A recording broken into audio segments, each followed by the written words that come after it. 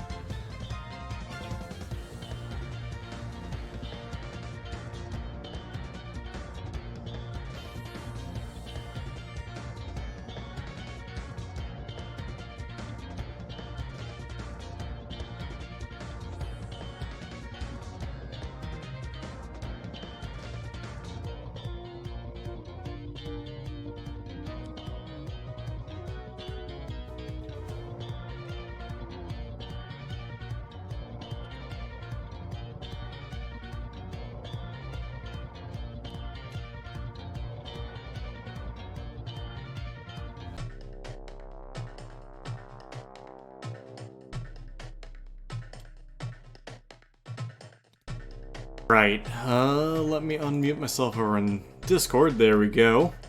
It looks as though we should be getting ready to go into this game here. Let me see if I can't flip us back to the actual game. There we go. Looks like they're in the middle of the deployment right now, working on finishing some things up. Let me close my door and we'll get going.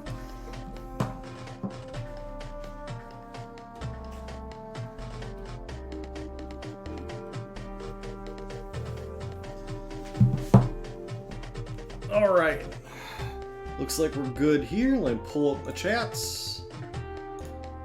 There we go, chat is up so now I can see what's going on. Now I can see everything. Alright, kill the music. Hey there, Bay. How are you? Welcome to the stream.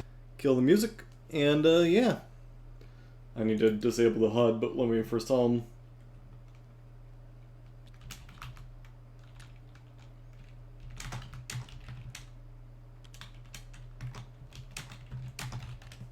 Alright, there we go. Got them going. Yep, that is from Cadence of Hyrule. If you want to play Cadence of Hyrule, it's on the Switch. It's a great game. I just had it up because it was royalty-free and nice and easy to use for the stream. But yeah, Cadence of Hyrule, go check it out. Okay, so anyway, now that I have everything set up, I'm back from vacation, so I might be a little rusty here. What we're looking at is two lists, Imperial versus Rebel. We are in Yavin Base Team League Round 3. We have STABCastTim, who I'll just refer to as Tim, playing Empire, versus MattPierson, I'll just call him Matt, playing Rebels. So let's, I guess, go over their list real quick. So first things first, we have a kitted out Veers with aggressive tactics. This card is new. It comes with the Clone Wars set. Basically gives you free order tokens, or not order tokens, but surge tokens to hand out to up to 4 friendly units with face-up order tokens. So that means that you can give them the ability to change any die that is a surge face to a hit if they have a surge token. And then Veers can hand that out all willy-nilly. From there, he also has Binos, which that gives him Spotter 3. We then have the Shore Troopers, which is a new unit. They're coming out in a week, I believe, or this week perhaps. Basically, it lets them have an aim token if they're issued an order. They are partnered with the Mortar, which I'll get to in a minute, but they have a blaster that is a black die, but no surge on them. And they come with a long-range weapon that is a 2 black, 2 white with a critical 1, so you can change a surge to a critical hit, which is nice for the Shore Troopers. They then come equipped with a Mortar, which is a detachment unit. You can actually see them here. Effectively, it means that they can be deployed within range 1 of, or within speed 1 move, rather coherency of the Shore Trooper unit, but they get to do their own independent thing, and they get 3 white die with critical 1, suppressive, cumbersome, and fixed fire. But as far as support, they can contribute their shot to assist any others as long as they have a face-up order token. Now what's nice is if you're within range 1 of a Shore Trooper unit, you can automatically assign an aim or a order token to the Mortar. So effectively they'll always have an order as long as you're assigning them to the Shore Troopers, which is nice. Alright, so in addition to that, we got 2 pair of those exactly identical.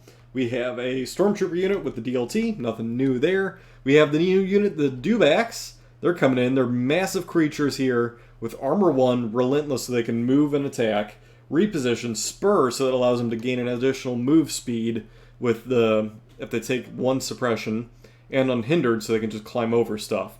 They swing for 3 red, 3 white. They surge to hit. They have 6 hit points and 2 courage. And when they hit, they do critical 2 and are a suppressive weapon. Now they're partnered up with the RT-97 blaster rifle, the same pencil that's on the tank right now. So keep that in mind. They're going to be interesting when they get to do that. There's 2 of those Dewbacks. And then we have the tank with its elite pilot and the pencil-mounted rifle. So that is pretty much what we're looking at on the Imperial side. On the Rebels, we're looking at a naked Leia. Nothing special with her. Everyone's seen her. Everyone loves her. She works great. We have Han with improvised orders. So you're going to see him being able to trade in tokens. You have Chewbacca with stims. So you have, it's an 11 hit point Chewbacca. He'll be there to basically help Han out by giving tokens, passing tokens back and forth.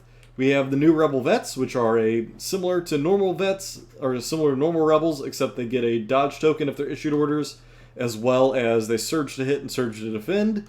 And they also come with the 4 white critical 2 mid-range weapon there. So it's basically a reverse Z6 going on. They come with the detachment, which is the Mark II, basically an HMG, which is 4 black with critical 2 at range 1 to 3. And that thing does fire support as well, and has decent sentinel of 1 to 3. Alright, he has 2 of those sets. He then has 2 Z6 troopers, and then he has Pathfinders, which have POW, duck and cover, and the configuration. Let me make sure I tell him to double check his configuration.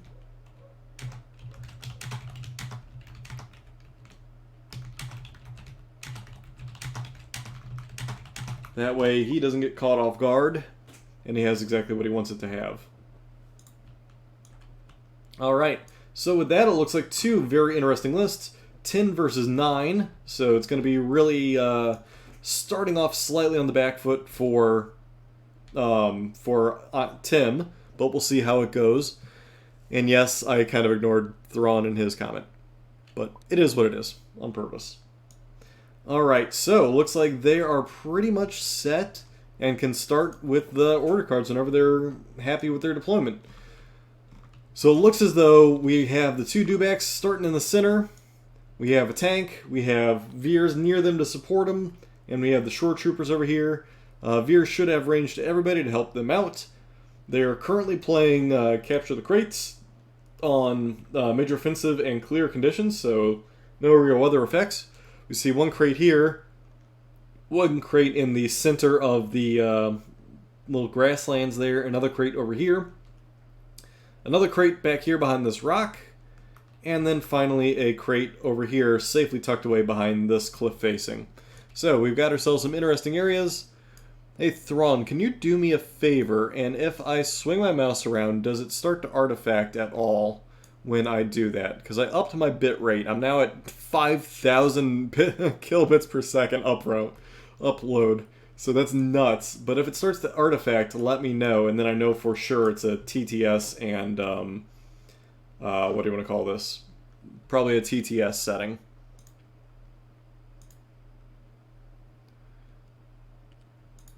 But otherwise, I am here and ready to do the things with the stuff.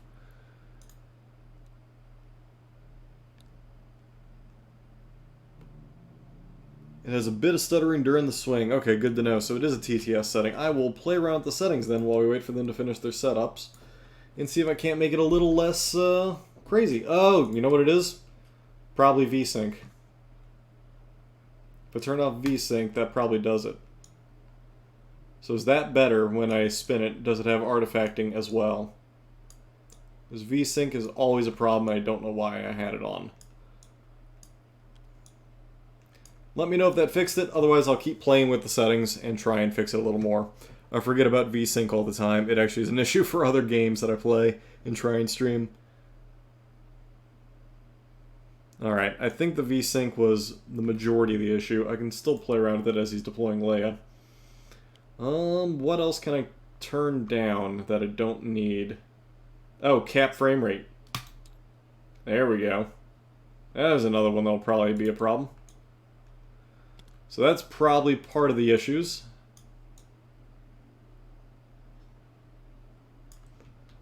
Alright, so that's good, that's good. Okay, so yeah, pro tip, don't use VSync and don't use cap frame rate. Problem solved. And there's the issue solved. Fixed, finally. Jesus. Alright, so we see basically the Pathfinders deployed all the way out here, already in contact with the token. We see a very large cluster over here with the HMG, the Vets, two groups of the Z6s with Leia. We have Han with some Vets and the HMG over here with Chewie right here as support. And yeah, I think they're about ready to get underway. We see one of the cards out already. We do not see the other card yet, but we'll see it in a moment. We'll see what happens when we get it. Alright, so, cards going out. We see maximum firepower against coordinated bombardment, almost as though it's bound to happen that way. Yeah, make sure you check your own TTS settings. That is good to know. At least that has changed it, so now I know that that should resolve a lot of the issue. That said, if it doesn't resolve the issue, please let me know and I'll keep playing with my settings. But I'm just glad that I figured that one out. So we're rolling to see who gets it, and the priority definitely goes to Red there, rolling the Surge. So starting off is going to be Matt with his first order. Or with the first action, I should say, because it's obviously going to go to Leia.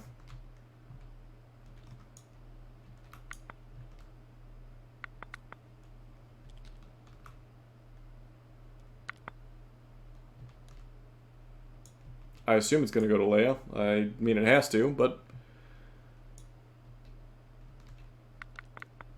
Oh man, Necromunda boards. I can only imagine that that has to be, like, absolutely horrendous with settings. But that said, potato laptops are potato laptops. You could technically run TTS on a phone if you really had to, but it would be super, super bad. But everything's doable because TTS is, like, super scalable. I just so happen to be running it on a mildly okay computer. And even this thing's like 5-6 years old, so it's kind of crazy it's running it on this this high of a setting. Alright, so we got everything up so I can see everything. So Leia is going to go first, likely to get in position to use her coordinated bombardment. From where she's currently at, she has great shots at quite a lot of things. so I don't know if she needs to move. She could issue out some, what you want to call them, some dodges using her take cover, which is exactly what's going to happen. Give it to the blaster and likely the vets, and then give herself an aim if I was a betting man. That way she can use it, if need be, against likely the mortar and the 2 dewbacks. Got to start laying on that suppression early with the dewbacks, I imagine. What is he going to do for his second action? Take an extra dodge. Alright, so with that, probably going right to the attack action, or not the attack action, but the coordinated bombardment. And I suspect it's going to be dewback, and mortar. That mortar is range 4, if I'm not mistaken. Yes, it is. 3 to 4. So it's a thing where you need to kind of keep it a little back. But that's not too terrible.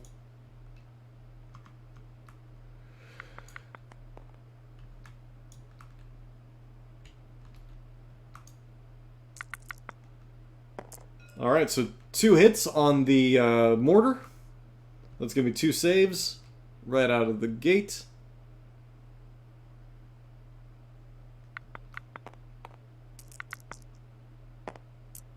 And he saves 1, fails 1, because they do not have surge. So we'll take it. Thrawn's saying that he got a new laptop so that his future wife, can do schoolwork, and so the kid can watch movies in the car. And now he uses it for TTS and streaming, because that's what you do when you buy a computer for the family, is you have priorities. Anyway, next shot, going out as a hit and a surge. She does surge to a crit. So 2 saves, 1 fails. So it's going to be a wound, I imagine, on the dewbacks. Oh no, it was on the shore troopers. Okay.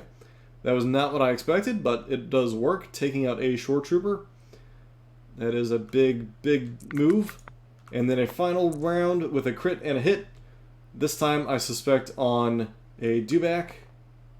So armor 1 mitigates that 1 hit. Single wound. And suffers the wound over on the dewback over here. Alright, so just hitting these 3 in a row does what looks like 3 wounds across the board. Really good rolling on the red side, but I will address that later when Thrawn gets here. Alright, so looks like we're going to have Veers go ahead and activate next. Likely take some shots early, as he has a pretty good line of sight to some things. He could take it against the blaster here, as he's only in light cover. 4 wounds might be enough to eliminate that activation right out of the gate. So he's doing spotter 3. So he's handing out spotter to what looks like the tank. Potentially the shores. And then where is that one last one going to go?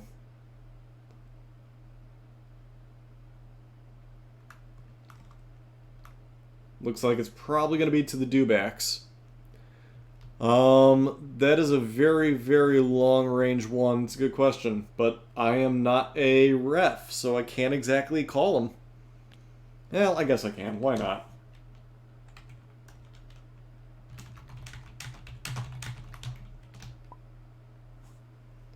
Just to make sure.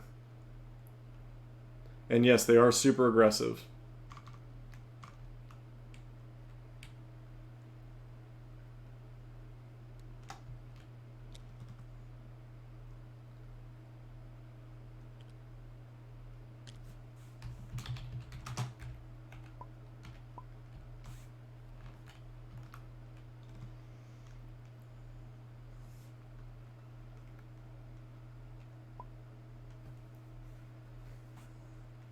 Alright, so thank you, Kodak, for calling that out.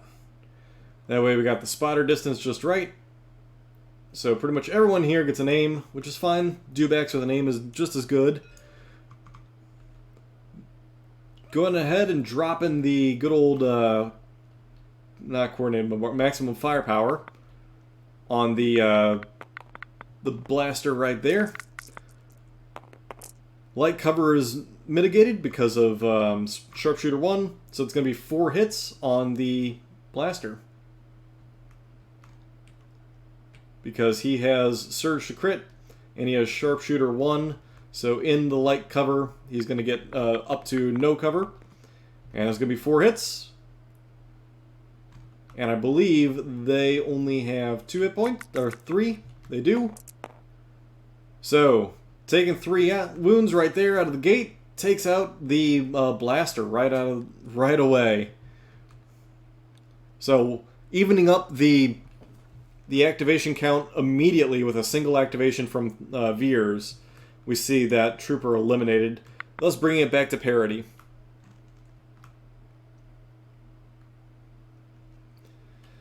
Yes, Star Wars Legion does work in 6-inch increments. So you can really base almost everything around 6 inches. Also, the grid on TTS works out really well because those are all 6 inches. And of course, well, there's plenty of tools within TTS to allow you to, but on tabletop, if you really had to, yes, you can bust out a tape measure, but that's for ranges. For movement, that's where it starts to get a little funky because everything's a slight bit different. Losing your movement templates means that you're going to have to probably buy a new set. But range rulers, yeah, you could definitely just use a tape measure for that noise. Be effectively the same thing. Alright, so pulling out a Trooper token. Quite a few options here. You can go with the medium blaster right away. Looks like he's going to be just shy of the mortar. So he's not going to be able to blast the mortar yet. He could go in standby, but that is potentially bad because the mortar could just activate and knock it out.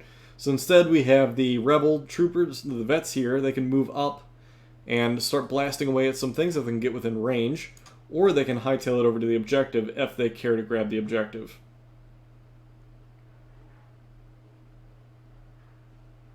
So we're going to see them go ahead and move on out.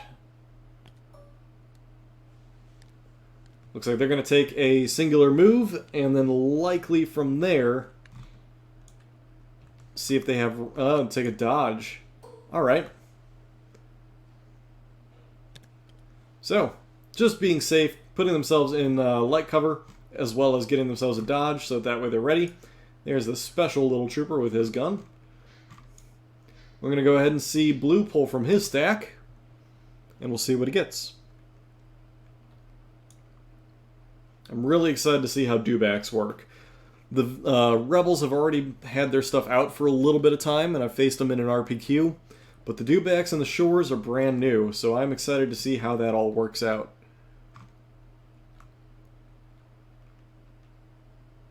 He did have Guardian available and didn't use it. You are correct. He likely forgot about Guardian. Or he was just unwilling to put 3 wounds on Chewbacca right away. Either way, it seems as though he might have forgot about it. That is something to definitely ask about at the end of the game if we can remember to do so. So, Mortar going to go ahead and fire at what looks like the blaster here. However, to do so, he needs to roll the suppression off him, as well as he does have some actions he can take. So he can take an aim before he fires. I guess he's doing an aim and fire. Rolling his suppression. Well, there's a hit. Is he not choosing... I guess he chose not to do an aim.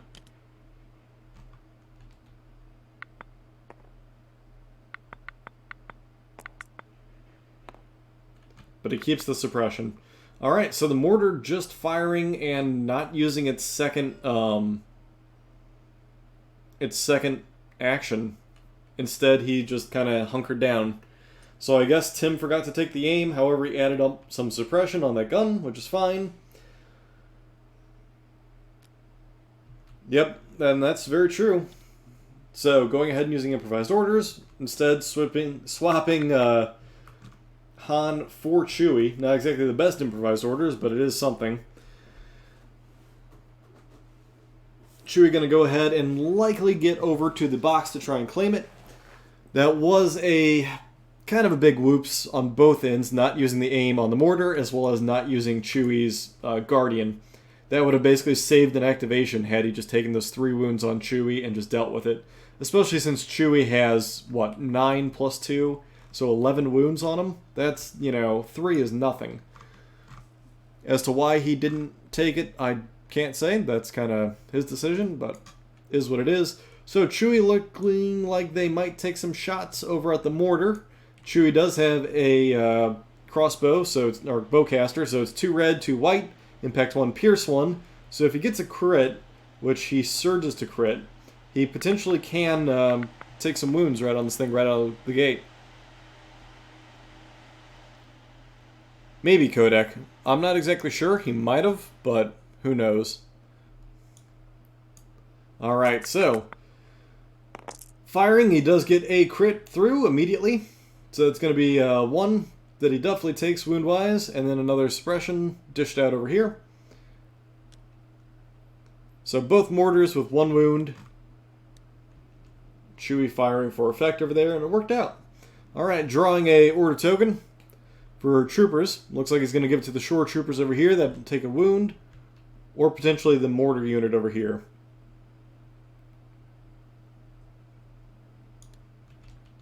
Alright, looking like it's going to be the mortar.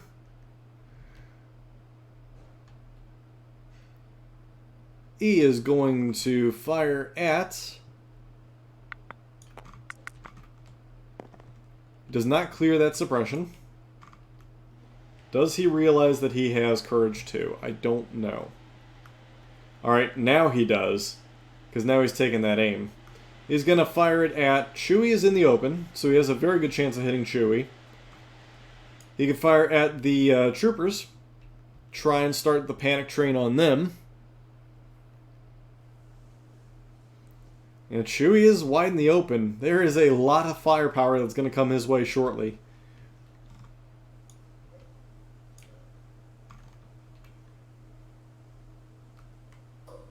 Alright, firing at the veterans who do only have courage value of 1.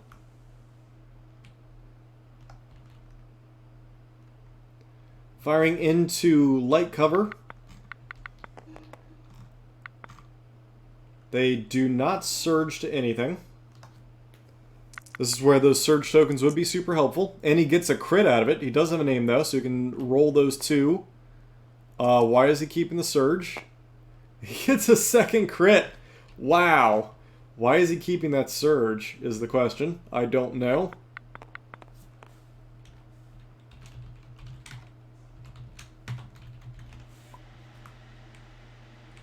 Mortar.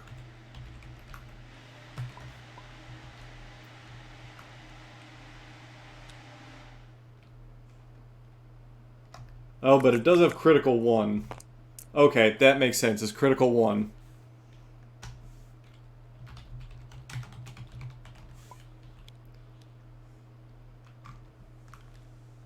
So, doing 2 wounds with the mortar and 2 suppression to the vets there. That's a pretty good trade. Completely forgot about crit 1. So taking that surge is absolutely perfect.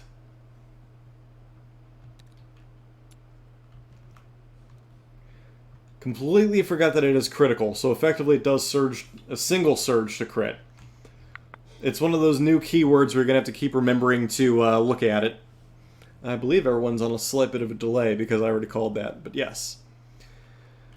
So yeah, effectively, that's going to be a new keyword that people are going to have to remember is critical X. It doesn't come up often because it hasn't been in play until now, where it does come into effect on, I believe, the blaster here. Yeah, just the blaster comes into effect on the mortar. That's the first instances of it where it basically is a miniature version of Surge to crit. So it's something that people are going to have to remember. I forgot. And yeah, it's one of those things where it's kind of new to the game, so... So handing out a dodge token to himself and also to Chewie, Han activated after he already had pulled the command last activation. And so now he's just giving dodges out. But rolling 3 crits against those vets is absolutely insane with that mortar.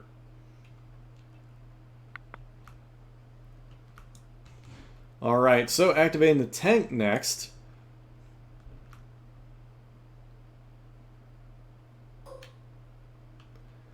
Not a lot on the current range with it. However, that is a hell of a move that it can make. And plus it gets a reposition at the end of it. He now has range to Chewie, but can he see Chewie? I would say yes, he probably can, because it's about here. He can even see the vets if he wanted to. Because he can see right up and over this hill. They're going to have heavy cover, but still, if he wants to pile on the suppression, he can do so. And with the plethora of die, I mean, I guess kind of why not?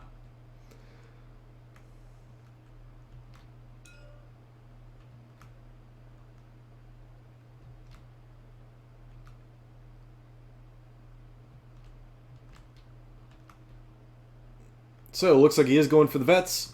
Like I said, it looks like he can see them from the tank right about here. He can see all of them over the hill. Going to be heavy cover. But when you're throwing a bucket of dice, you know, some are going to go through. So it's going to have 2 black, 2 red, plus an additional red and 3 white. So 3, 3, and 2. This is going to be a nasty roll, I'm sure, with an aim, mind you. And there's 3 hits and a crit. He gets to re-roll 2 of those. So he's going to probably re-roll the 2 red. Oh, no, he doesn't have the aim. I'm sorry, he lost the aim because we corrected him from earlier from the spotter. So it's going to be 2 wounds coming through. Fails 1, likely guarding 1 onto Chewie. He dodged 1, rather. He had the dodge earlier that he couldn't spend with the mortar. So instead he spins it now, takes a single wound, adds a 3rd suppression, really hampering them for next turn. They're going to be suppressed pretty hard, and there's still a lot more things to be fired at. Mildly surprised he didn't fire at Chewie to try and eliminate Chewie, but, I mean, also eliminating vets is kind of nice, I suppose. Alright, so on the opposite end, it looks like Matt is going to go ahead and activate the Pathfinders. Looking to see what range 4 is going to look like. It's likely going to be about here. So I'm not sure he's going to be able to wrap around there.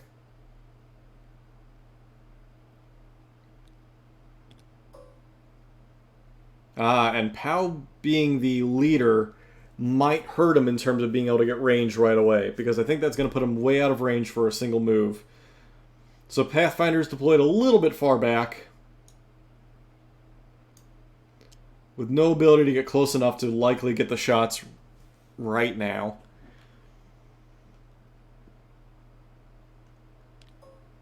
So he's going to use an action to claim, and then use an action to move forward.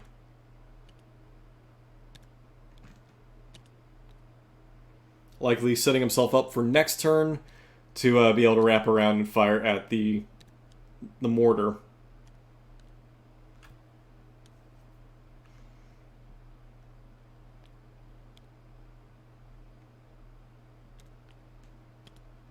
Hello there. Thank you for the follow, Red Dawn. Much appreciated. So it looks like he pulled a dewback. Tim pulling a dewback here. He gets his choice of the wounded or the unwounded dewback. Neither have tenacity, but they do have the effectively the pencil-mounted weapon. He rolls a surge, so he's going to eliminate that 1 suppression, which is not the best because you kind of, well, no, that does allow him to spur without any concern. So dewback going to go ahead and move. He'll be able to spur if he wants to by adding an additional suppression.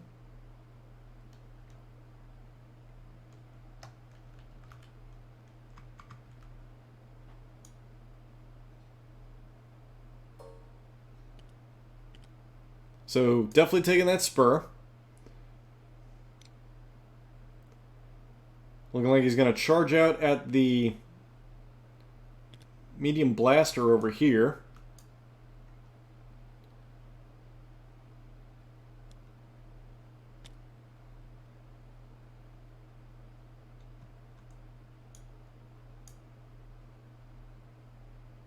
Oh, you like that little gif there, Thrawn? It is a fun little gift that I found.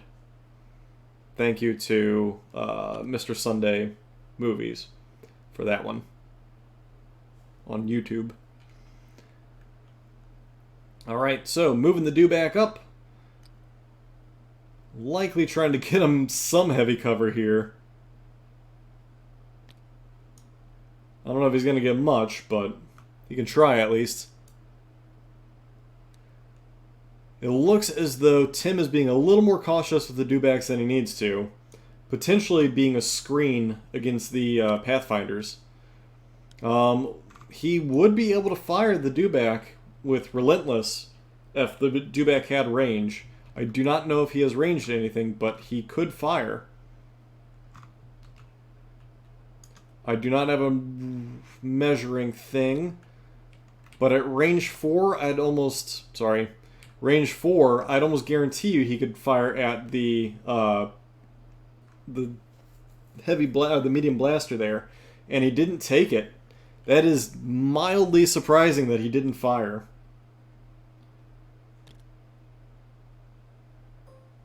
Especially since he's in range 3. Man, very missed opportunity there for Tim, as he didn't use the dewback to fire. Relentless is the same thing that is on Vader. You can and the Snowtroopers, I believe, where you can move and then fire, get a free attack action. So instead, he's going to eat 4 black die. I'm suspecting through heavy cover. Yes, through heavy cover, but it is crit 2. There's steady. Thank you. Vader is relentless.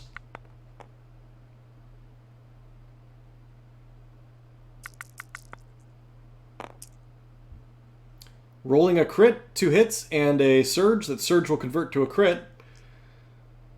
So he can re-roll those 2 hits if he wants to. Try and go for the crit or the surge.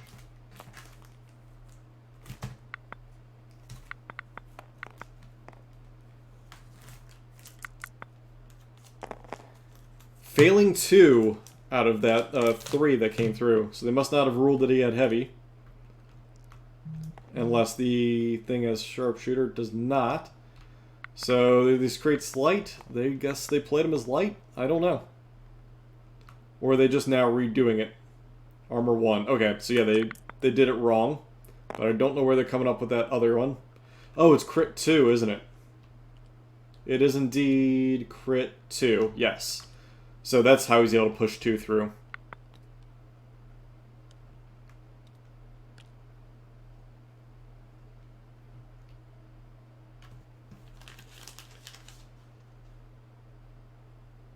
Yes, so Tauntauns also have Relentless, as I pulled out their card, so he really did miss an opportunity there with the dewback, because then either before or after you perform a move action, you may perform a free attack action. He was within range and did not take advantage of it. That was a missed opportunity there with that dewback to fire on that that LMG that just laid into his dewback for an additional wound.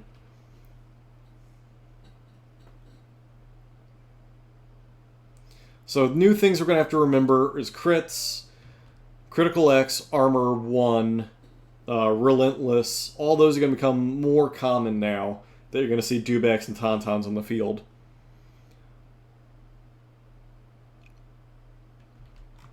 Alright, so it looks like the DLT Stormtroopers are going to go ahead and move up. Likely to get into a nice position to take care of this objective, or potentially just get within range to fire at Chewie. From his current position, he has Chewie dead to rights in the open. Is he within range 3 is the question.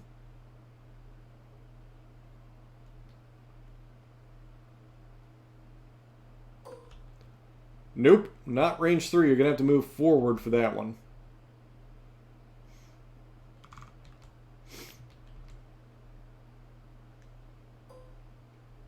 Looks like he's just taking the DLT shot in the open then. Not exactly sure what Tim's game plan is there, but that's what he's going with.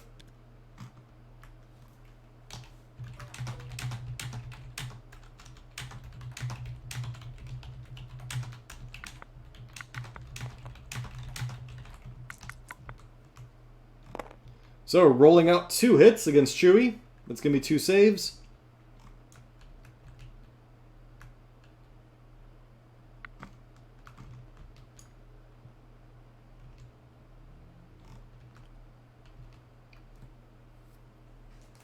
And do I have Tauntauns? I do, but they don't have critical. Alright, I'm blanking out on the save there on Chewy. I'm not sure why they ruled a single hit. But okay, because he was in the open. But okay, that's what they want to rule it. That's what they get. I'm opening up my Rebel Vet here right now just so I can read the critical rule out loud, so that way we know. So critical is when converting offensive surges change up to 2 surge results to criticals. So effectively it is indeed a miniature crit, or a miniature surge to crit, not a hit to crit. So I'm not sure what they're calling some of these terrain things here, because they definitely were doing a little bit odd. As to why the dewback took the additional roll, I don't know, but whatever. They're doing things that I'm not sure on why, but hey, it is what it is. So instead, they're going to move out some Z6 units to likely get some shots what look like in the open to this poor dewback. He'll have these, the suppression there. That'll give him light cover. It is better than impact because it's guaranteed against any unit as opposed to just armor. However, you do need to roll those surges though. So not as common per se as a hit, depending on the die color, but still better than nothing. So Z6 is going to roll out here. And gets 3 crits, a 4th hit. So we'll see what gets negated by armor. So it looks like you'll drop the 1 hit with the armor. The surge is irrelevant, and the crits ignore the suppression. And woof, saving 1 out of 3. That is some bad luck there.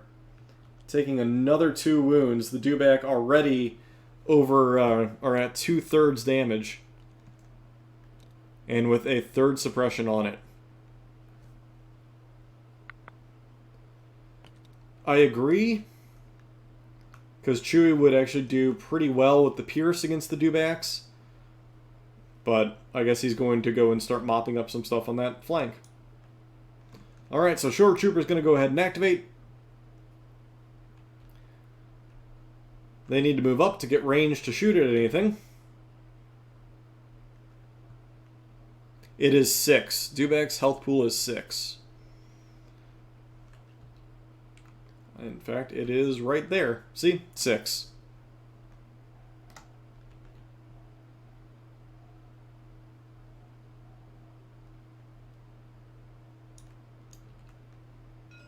Alright, so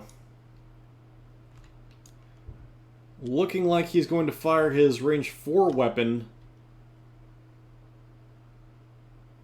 Is he not going to advance?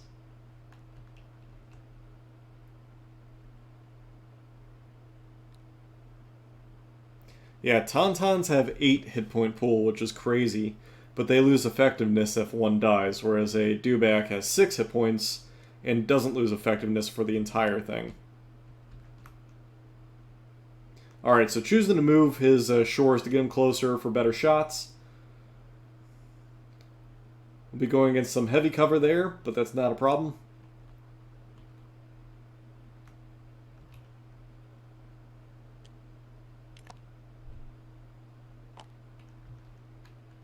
Alright, getting right within range 3 of the medium blaster there. Able to bring the entire squad up to get beautiful shots, and he could put them in the light cover if he wanted to. But it looks like Tim is instead opting to leave them in the open.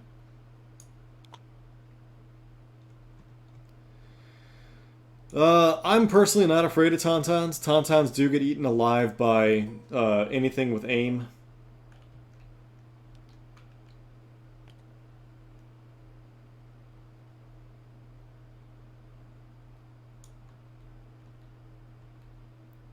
I suspect that will give them heavy cover if anything were to fire at them, and yes, it looks like they will. Alright, so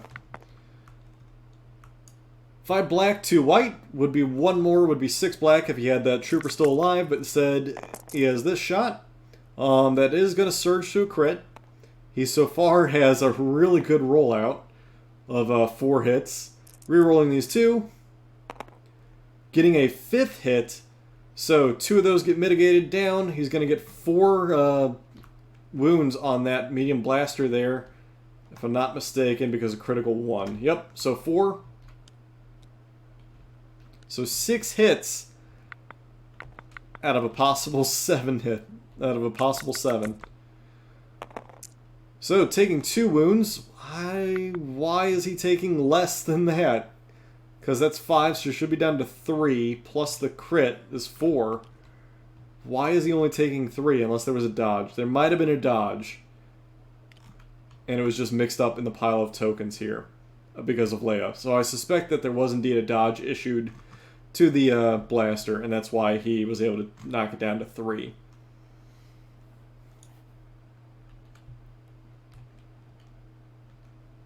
Alright, so going back over here, Matt goes ahead and pulls a trooper token. It's going to be the vets. They have a dodge on them. Yeah, so if looks like it was the blaster that indeed had the dodge from Leia. So changing his mind to what looks like the green Z6 squad. We're going to see them activate. Or changing his mind again, back to the vets.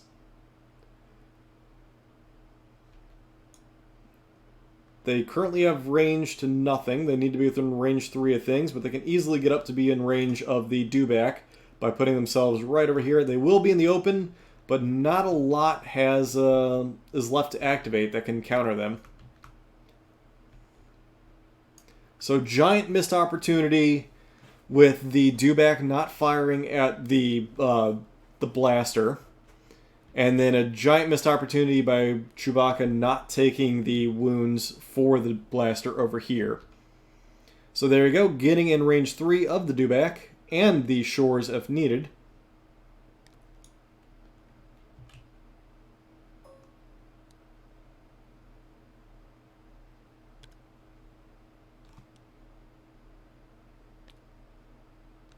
Likely trying to position just so that way these guys are nicely tucked in behind some heavy cover. Which it looks like their current positioning, they should be okay.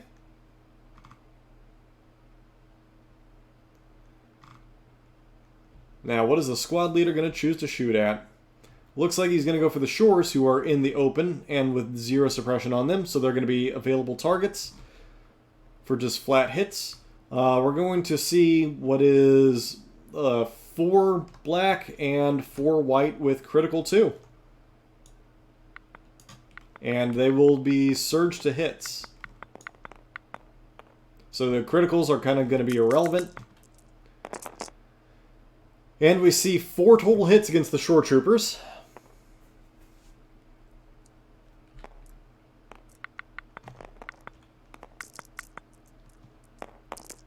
Shore troopers failing 3/4 of their 50% save. So down to just the unit leader for that shore trooper group.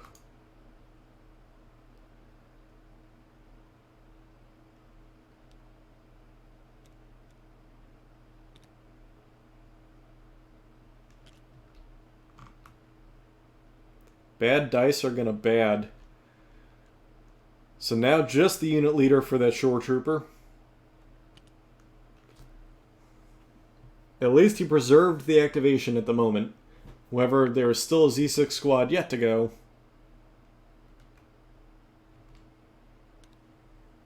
And pulling from the stack is going to be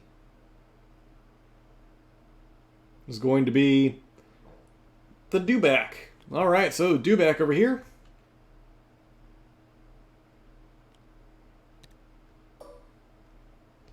He currently does not have range to anybody, but can easily get within range.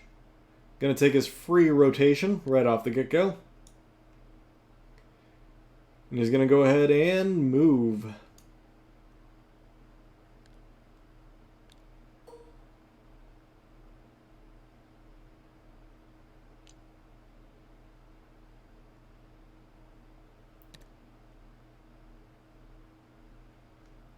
Alright, so Dewback over here moving up.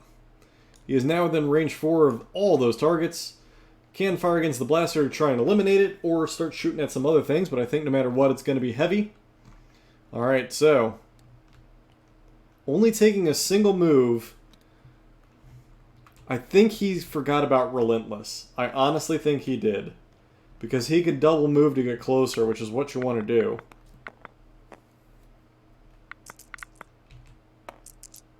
Getting a single hit, but he does have aim, so he'll be able to reroll 2 of these. He needs hits from both of them. He does surge to hit.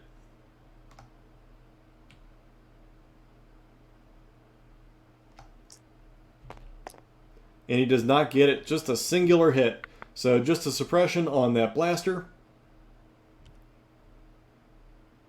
Again, should have taken advantage of the other Dewback, but and yeah, only taking a single move. He should have double moved to be almost on top of him for the next turn for assault. I think he is completely forgetting about Relentless. Completely forgetting about it. Alright, so back to Matt's side of the board. We see Matt pulling a trooper unit. Going to be the Z6 squad over here.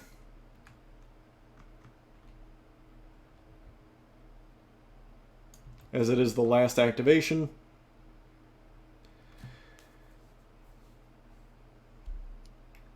And it looks like they're going to wrap around the backside to try and either fill the gap in the center or help support a really weak, just Chewie, Han, and 2 vet trooper left flank.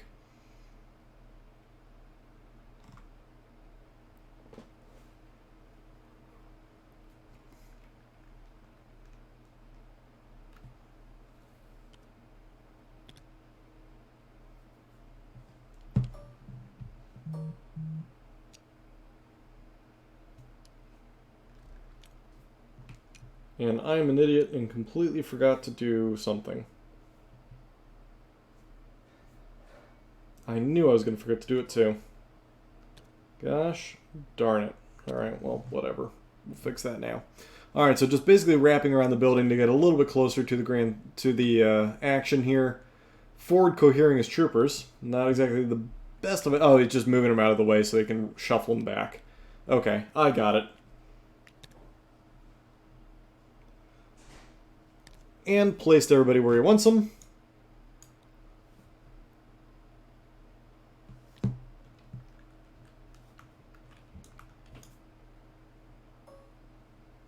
Alright, so final activation on the blue side of the board. Tim has the shore troopers here. They are barely out of range 3, so just slightly moving up to the heavy machinery here, and they will definitely have shots at Chewie.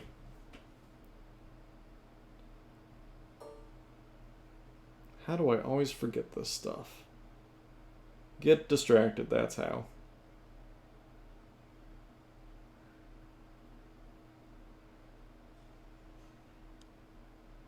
Alright, so it looks like they're going to move up.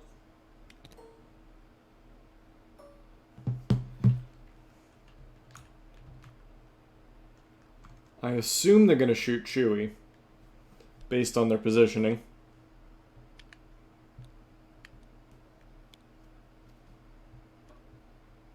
That said, Chewie is in the open, so anything is possible. They could ignore him and try and go for the vets at long range with that range 4 weapon.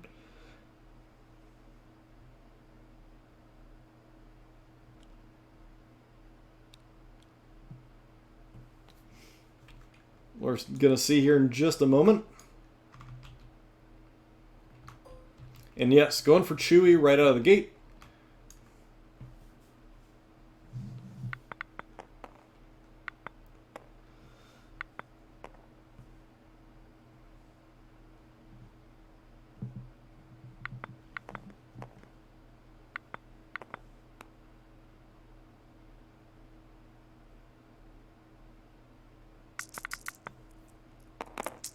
And with the rollout, he gets a crit and 3 hits.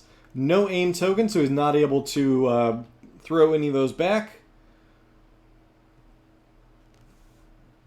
And we're going to see what looks like 3 saves on Chewie. And Chewie takes 3. So he is going to go enraged, if I'm not mistaken.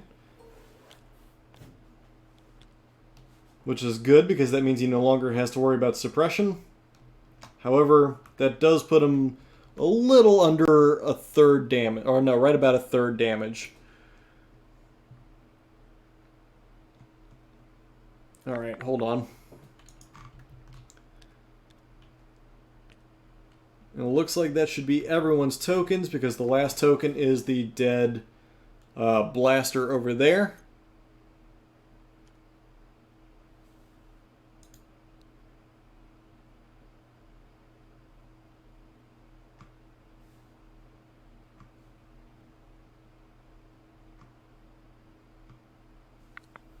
Alright, and start of the next turn, we're going to go ahead and see these cards come out. I suspect at this point it's too early. It's tough to really call anything right now, because it looks as though Tim needs to get those dewbacks up in combat a lot quicker than he did. They should be almost here, so that this turn they can both just get right into contact right away. The recover is not the best option. I really don't know. I'd probably do the 3-pip. As for this, I have no idea. No time for sorrow. So he's going to get 2 troopers with a move 2, and then push. Alright, well, that works. So we're going to have push, and no time for sorrows. Rolling to see who wins. Again, Matt is going to keep priority here. So Matt going to issue out 2 trooper tokens. Matt would technically issue them first, but I don't think the players really care.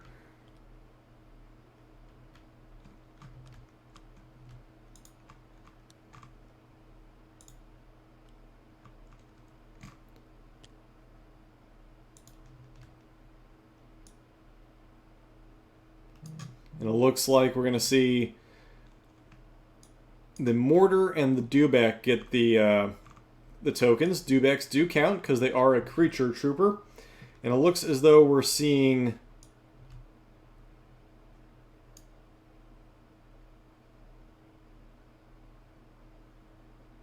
one too many.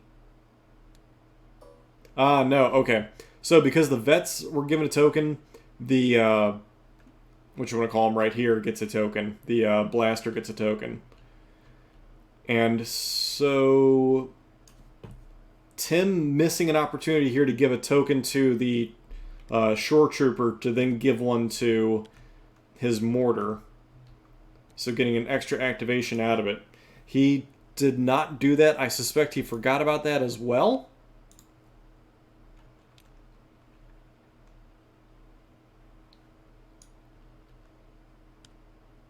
And instead, again, it seems like Tim is hamstringing himself with potential things here. This is going to be a lot to remember to have to ask them at the end of the battle. Really hope that someone else is going to have all these written down for me, or I should probably start writing them down, one of the two.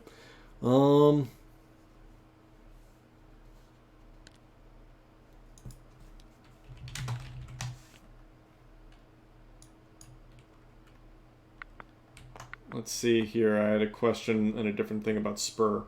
Yeah, it's when performing a move, you may gain 1 suppression to increase your maximum speed by 1. So yeah, so it's per move.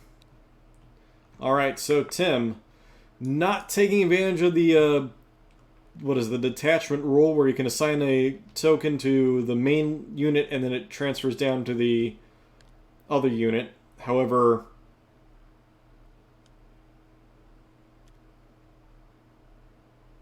there we go.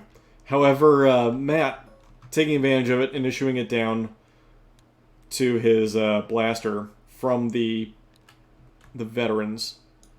So, more things that I think Tim is mistaken on, but we'll see what happens.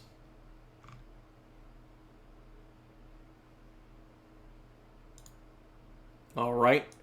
And looking like he's going to position the vets to get a really beautiful shot off right away. However, they are within charge distance of that dewback if he doesn't fire at the dewback. With 4 wounds, I think that you take the dewback.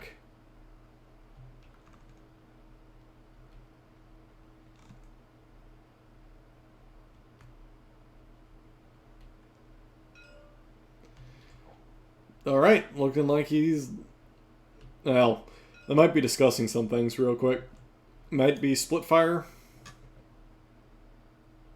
Oh, he might do fire support here.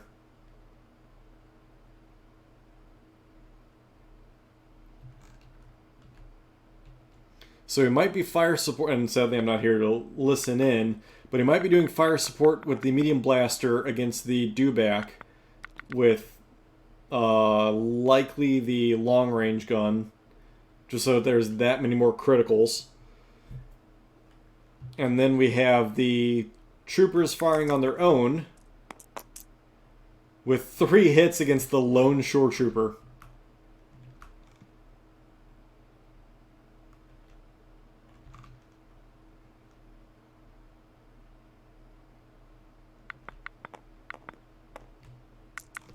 Lone shore trooper takes 1 wound, which was what was needed to eliminate him. So that shore trooper is eliminated, thus giving Matt the advantage again with activation. And then the split fire we see here, which is likely going to be the 2 black, 2 white from, or no, the 4 white from the CMO, whatever this is, that gun, the CM 93, which I believe I have it wrong in the stream type, but whatever. Mixed with what I'm suspecting is the fire support from the medium blaster for 4 black. So a maximum of 2 and 2, so crit 4. So really hoping for a lot of surges here. And you get 1 surge. He did not have an aim. Or did he? Because if so, it's going to be a singular wound. Which he eats anyway. Wow. Dewback over here just taking wound after wound after wound.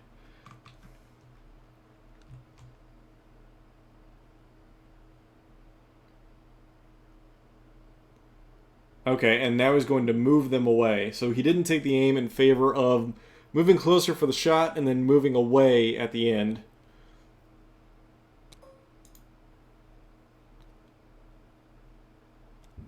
Dewbacks have not done anything. In fact, Easy, it seems as though Tim has forgotten that dewbacks have Relentless and has not used their moves appropriately and might have cost himself a dewback in the process.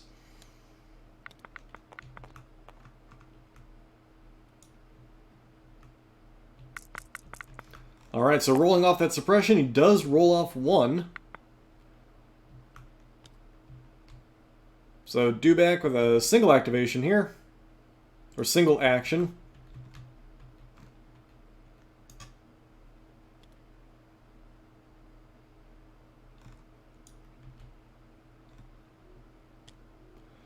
Going to go ahead and move. Is he going to spur him? He is indeed going to spur. Spur's not going to get him too much closer to the action, though. And with a single wound left, I feel like he wasted the potential of this dewback.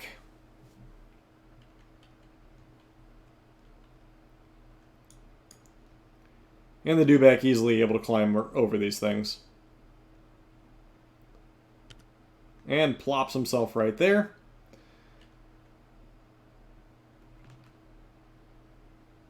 Now remembering that he has Relentless, I suspect,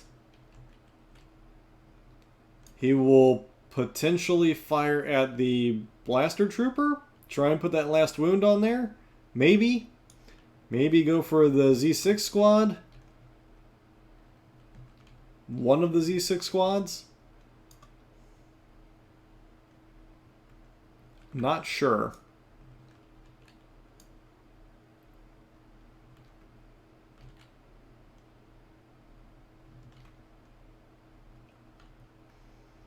A little bit of debate here, I suspect.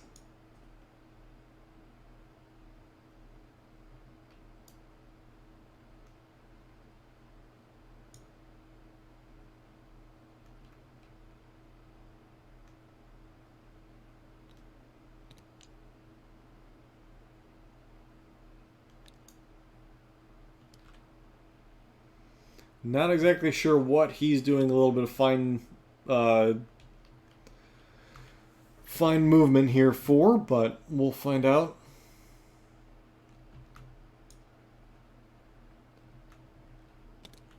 All right. Yep.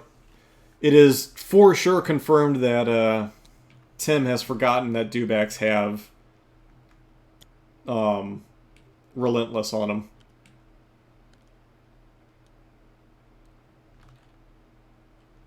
For sure.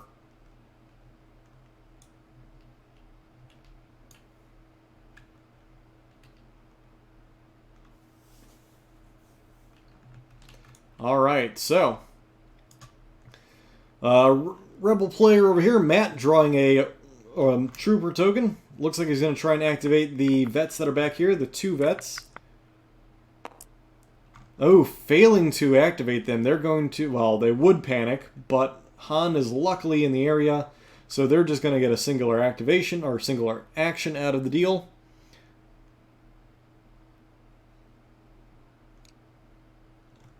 And they're going to wrap around to do something or other.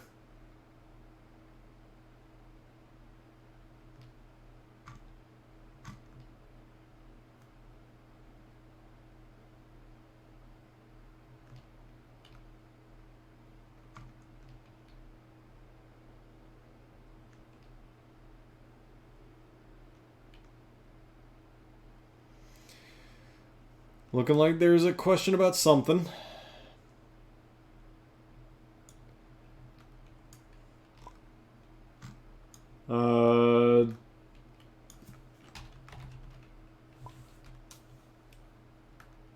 Yeah, there was a question about the range for commanders.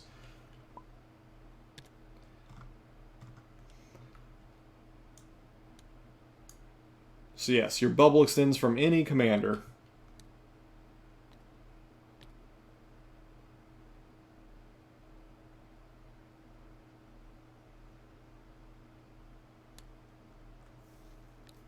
So the vets just move up, get near Chewie and the objective,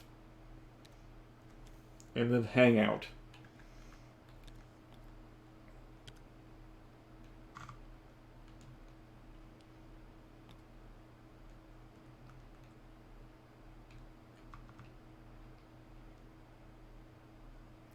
Also forgetting about aggressive tactics here.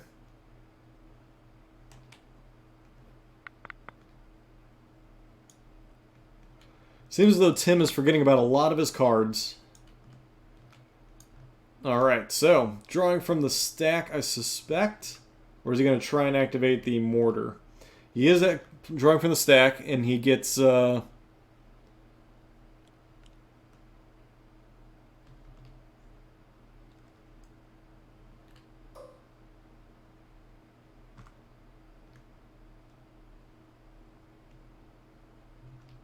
Gets his tank, which does have range to quite a few things.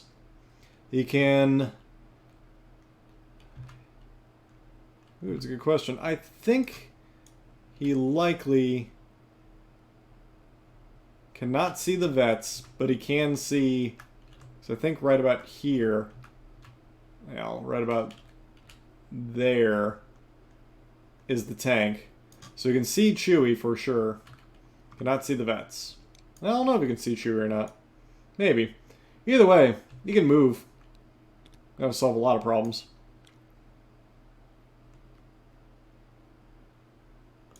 Moving up. He gets over here. He can see pretty much everybody over the hill. Everyone's going to have hard cover, but he can see everybody. If that is what he wants to do.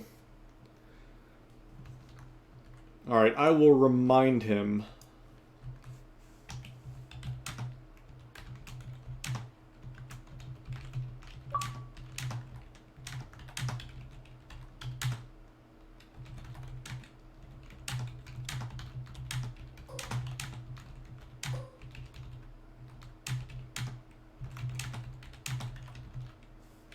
Well, it is up to. That's the caveat. So Kodak, I will disagree with you because it says up to. So he effectively lost it by saying that he may deploy it to 0. Oof, that tank rolling out 6 hits. Thanks to its elite pilot. So whatever it was shooting at, which I don't know who it was shooting at, something in heavy cover.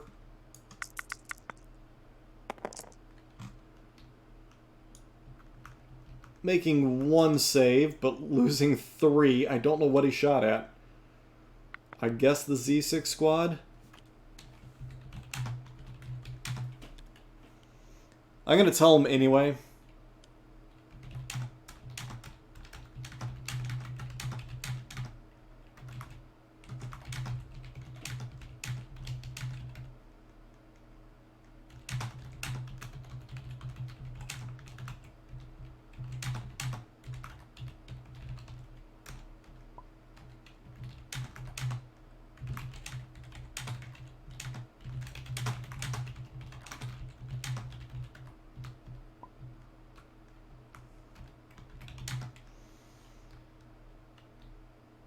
And that's my thinking as well, Samurai, is that it could be 0.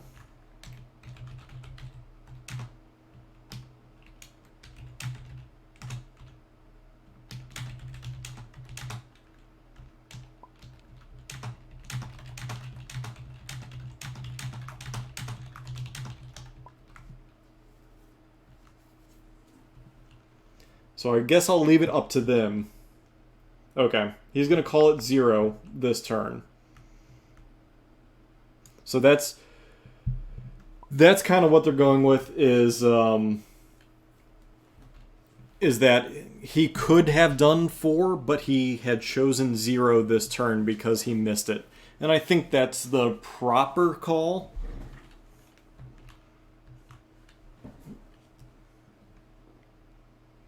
Now, these two decided that he chose 0.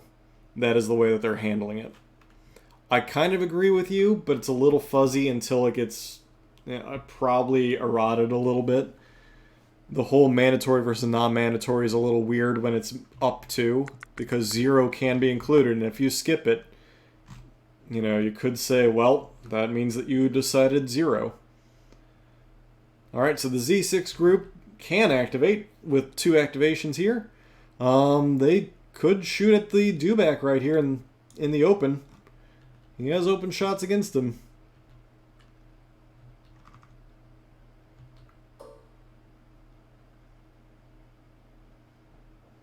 Taking an aim and firing at the dewback, trying to eliminate him with the Z6.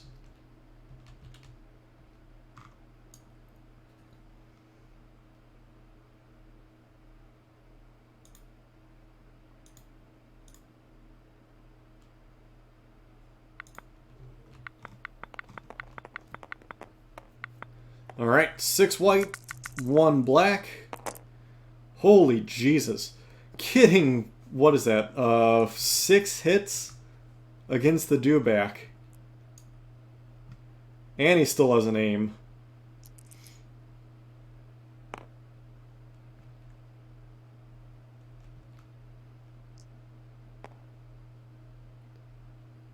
So armor 1's going to mitigate 1 of those, so it'll be 5 saves. Down to 4 probably because of the suppression. Well, managing to save 3, however, losing 1 wound. That's going to eliminate that dewback off the board. Dead dewback. Alright, Tim down 2 activations now to Matt's singular activation here, but he is thin with 2 units. Tank still untouched, other dewback still untouched. And it's the second turn of the game. Alright, so drawing from the stack, he draws a dewback.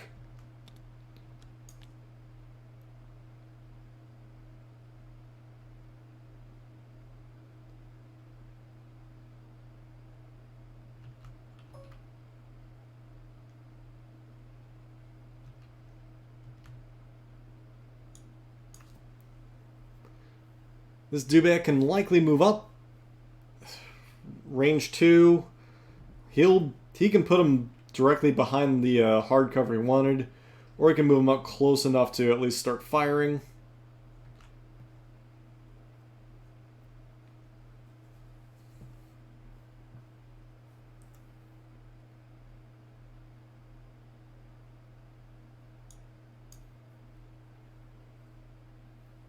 Alright, Dewbacking it up. Going with the non-spurred movement.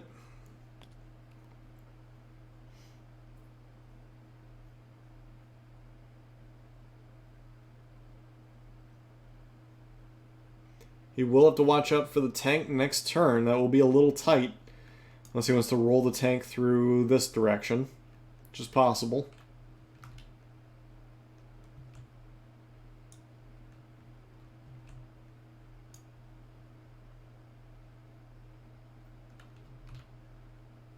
The Dewback is surged to hit. So it looks as though he's going to fire at the blue squad. Yeah, the vets that are back there. That will be heavy cover.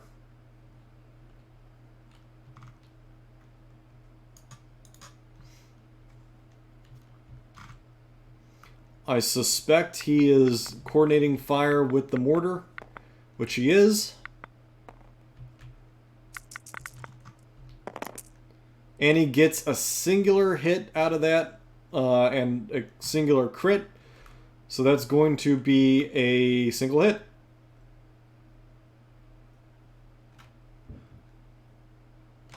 But they will suffer 2 suppression.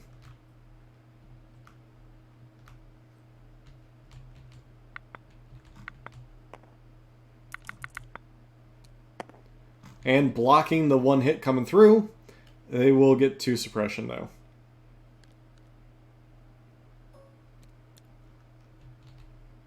Alright. And again, forgetting that Dewbacks have Relentless, so they could have moved a second time and got a shot. Or even taken an aim, if he wanted to.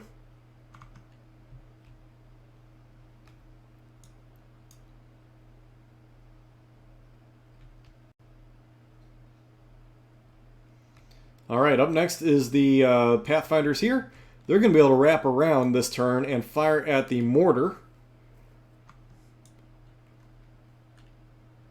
So easily being able to wrap around to fire at the mortar.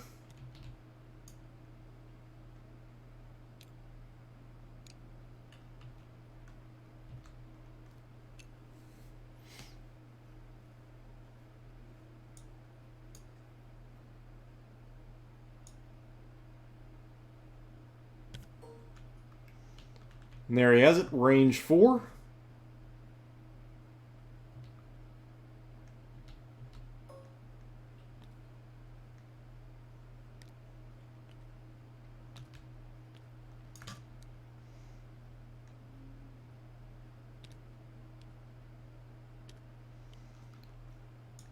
Just making sure he's still in contact with the box if something were to happen, I suspect. Going to fire at the mortar. With long range config, it is white dice. However, they do surge to hit. And if he activates POW, that'll... well, he should always activate POW because POW does not exhaust.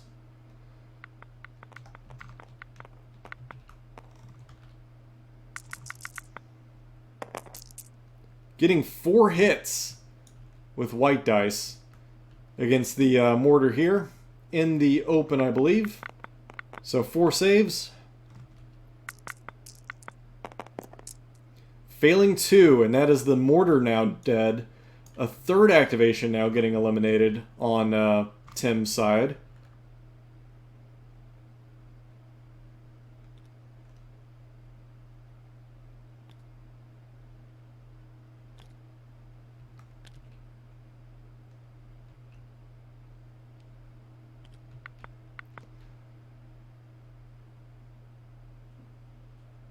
Alright, next up we're going to see Tim draw from his stack.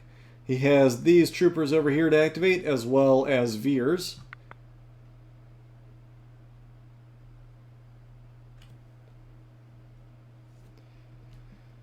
And he draws the troopers.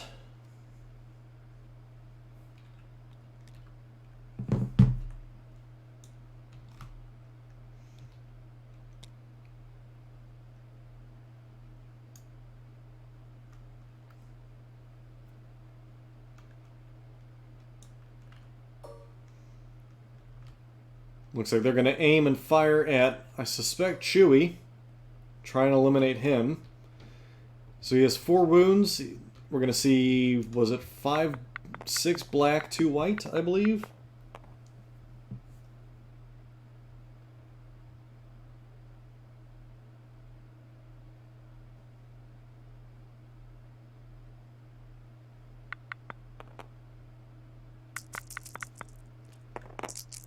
Getting 1 crit and 2 hits. He's going to need to reroll at least 2 of those black. And he gets a surge. They do surge to crit thanks to the gun. Where is it? Over here. So we'll surge to a crit. So that'll be 5 saves. Should be 5. Don't know why he's only rolled 4. Or no, I'm sorry, I counted that wrong. Should be 4. And he fails 4. So he's now up to 8.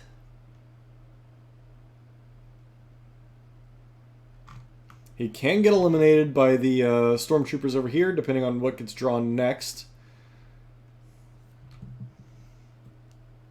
That would be a somewhat useful swing if Tim is able to take out Chewie.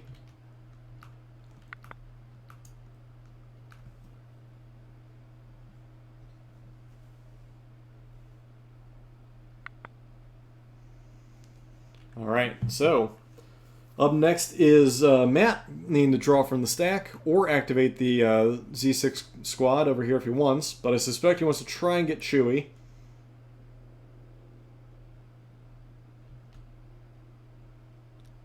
To at least get him, you know, in some safe position.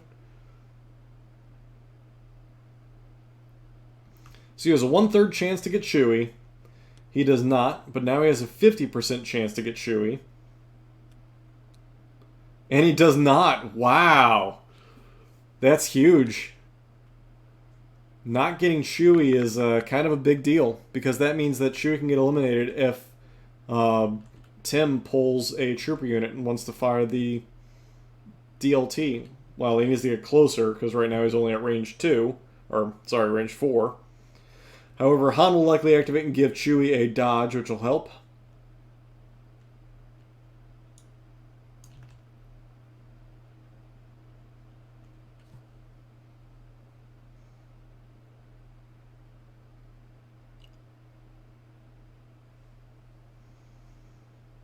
Han looking to maybe move against the tank. That seems a little risky.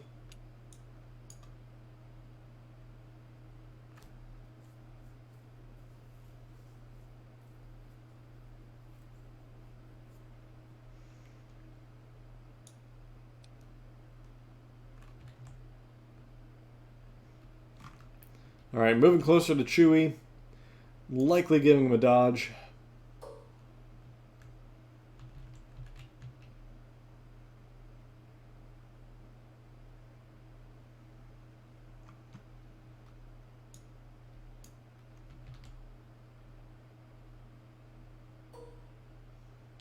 No, instead taking another move just to be within contact of the crate.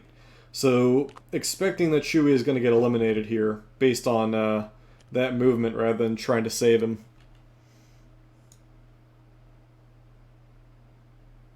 Alright, from the stack, likely hoping he draws a trooper token. Tim instead draws a trooper token. So, if he wanted to, he could activate either the mortar or the stormtroopers to try and take out Chewie.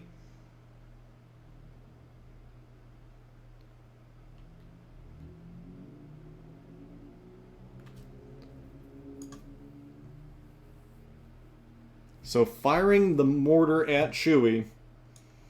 This seems a little dicey, but hey, why not? Aim and fire.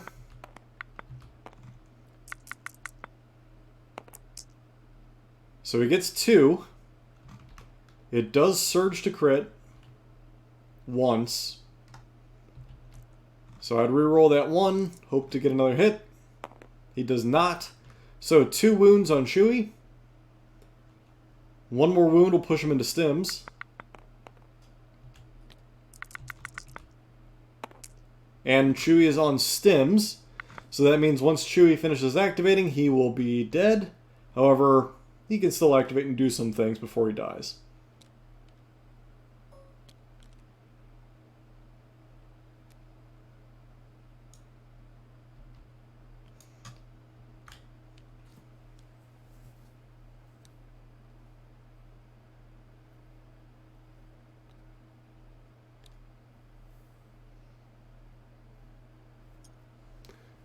Alright, so drawing the leader token is going to be Leia.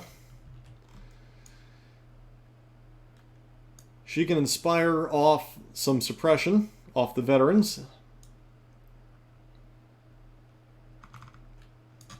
And she is what does it inspire 2? Looks like she is choosing not to. Instead, she's going to move up.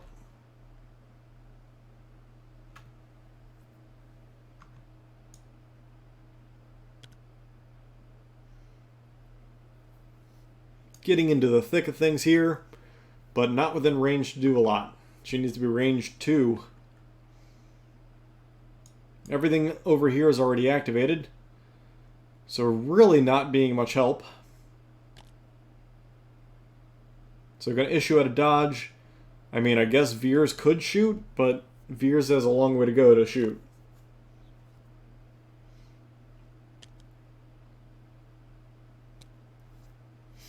Alright, now we're going to see Veers activate.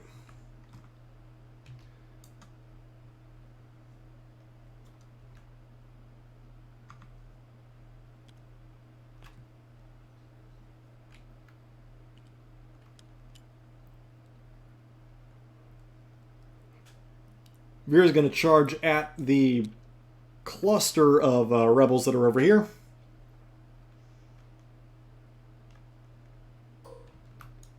He's not within range of anybody. Oh, he is in range of green. However, he cannot see green.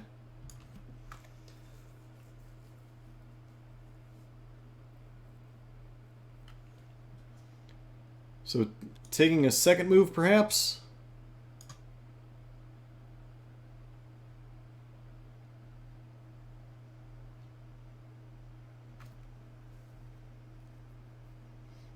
Possibly. Unknown. Nope. Taking a second move here.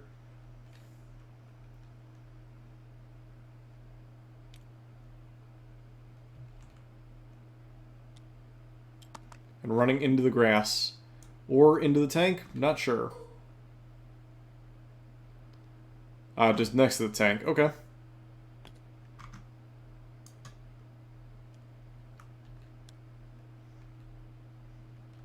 Alright, up next is Matt again.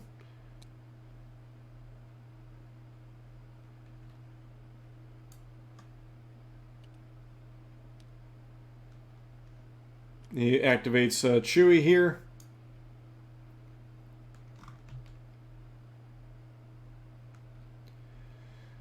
Chewie can go for an aim shot at the mortar, most likely, try and finish it off.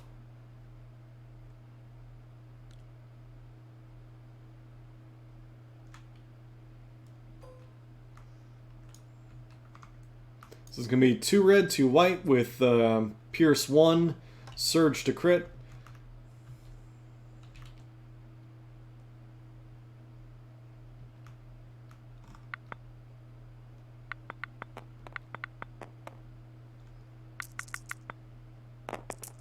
And only getting 1 hit in. He does have that aim, so you can roll those 2, hope to get crits.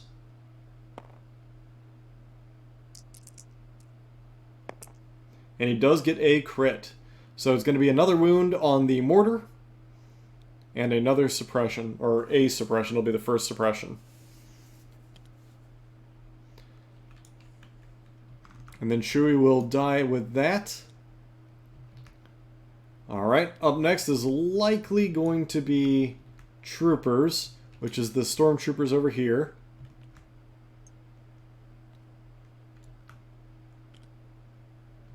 Who will have their choice of targets of Han or the veterans.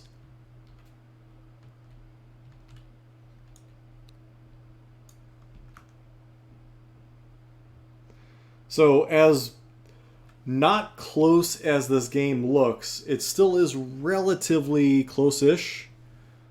I do not know a World War II board game on Tabletop Sim. If you want to try and find one, I don't know. I honestly don't know a good one.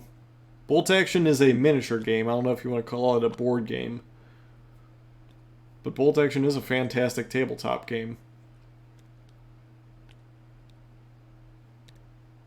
I mean, if you want to go old school Axis and Allies, that definitely exists on Tabletop Simulator.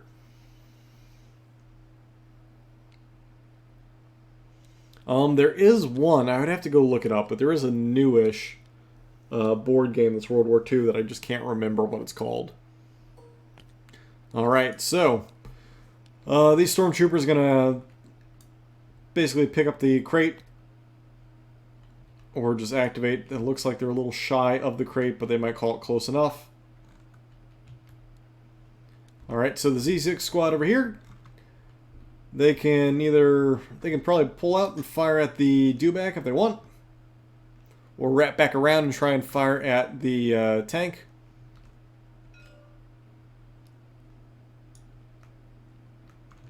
Alright, so looking to do something about the... I don't know what they're going to do here. Z6 squad needs to do a thing. What will that thing be? Looks like we're going to roll around the back. Nope, indeed they are going to push forward, get shots at the dewback.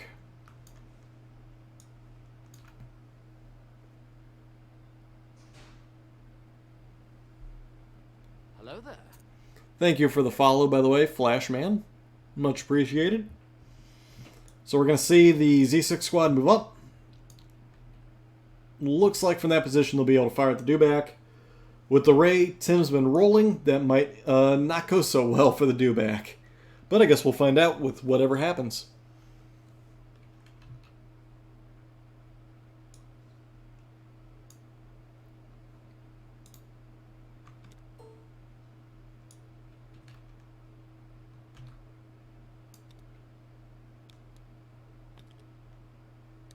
Alright, so moving everything forward cohering, which is not fantastic, but still better than nothing, I suppose.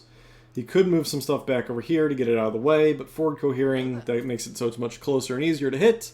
Thank you for the follow, by the way, Bay. Much appreciated.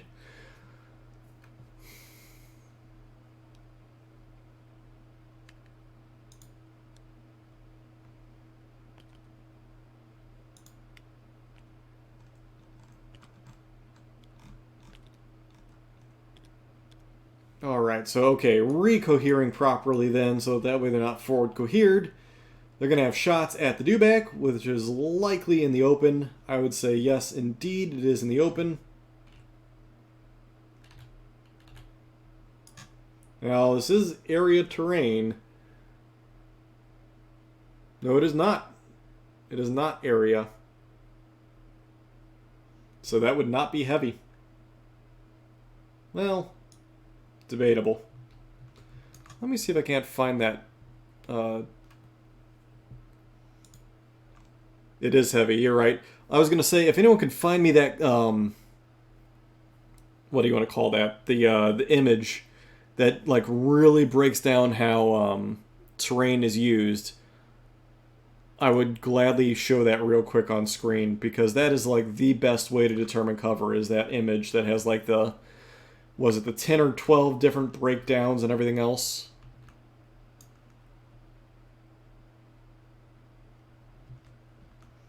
See if I can't find it. I wish I saved it. Sploosh, you know what I'm talking about? That image that was posted in the rules a while ago? It was a really good graphic. Rolling out 3 crits from the Z6 plus another hit.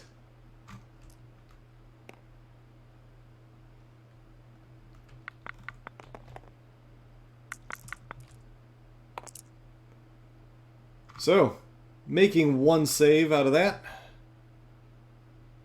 Dewback taking some wounds. Armor 1 not even being used to mitigate anything because the heavy terrain would have blocked the one hit.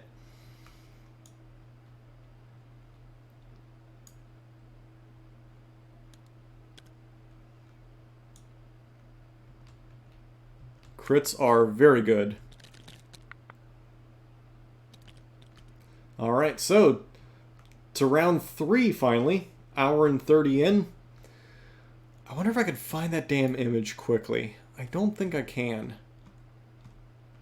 It might be pinned. If it's pinned, that will help.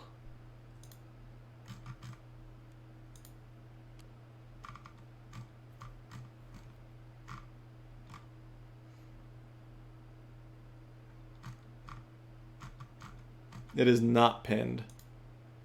Shoot. Okay, do I have it in some other chat?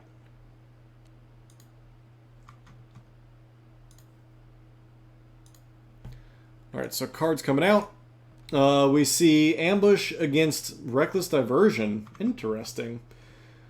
So Han is going to put that reckless diversion on, I guess, the vets next to him. That will definitely not help anything over here. Let me see if it's pinned over here.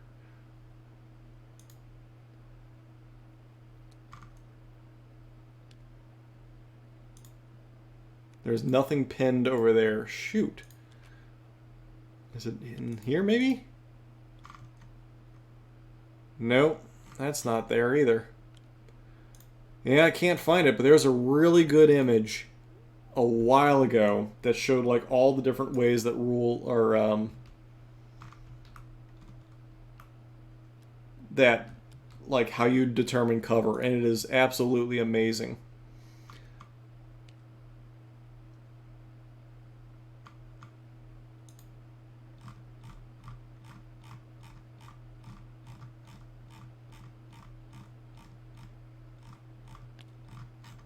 And I cannot find it to save my life. Oh well, I tried. Alright, so Dewback spurring once. That's really all he needs to do is spur that one time. And the second time he'll easily get into contact. And he just charges right into the Z6 squad here. The Dewback eating one of the troopers.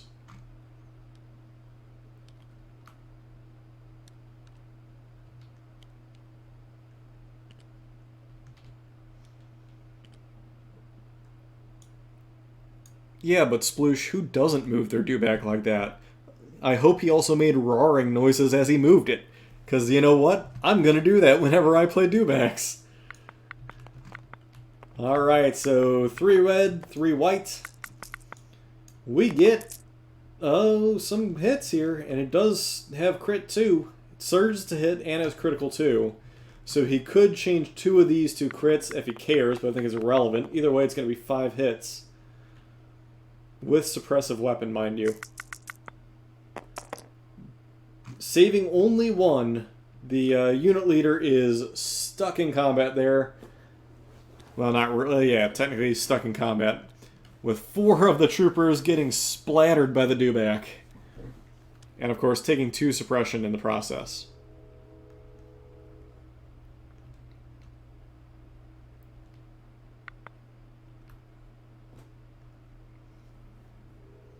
Please tell me you intend to move your Dewback like that. Make roaring noises as you go.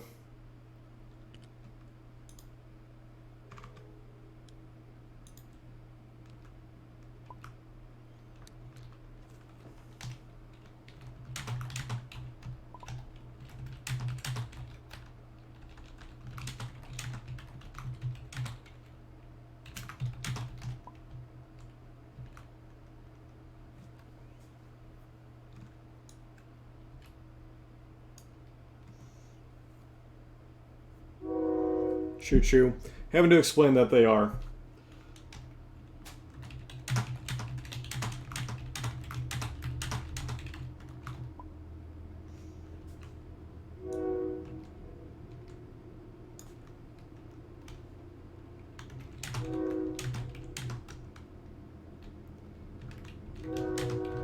man, I have to explain this over chat. This is a little easy.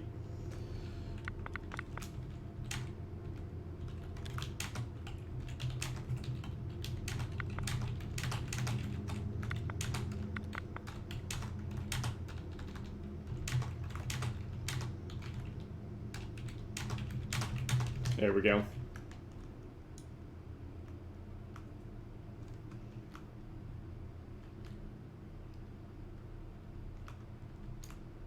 Alright, so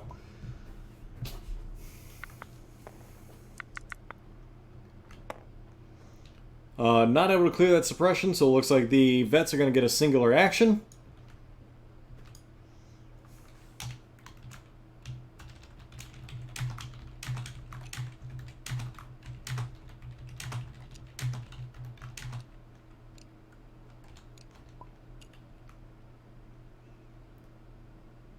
And they're going to go run and looks like hide behind the little cliff here, preserving the activation.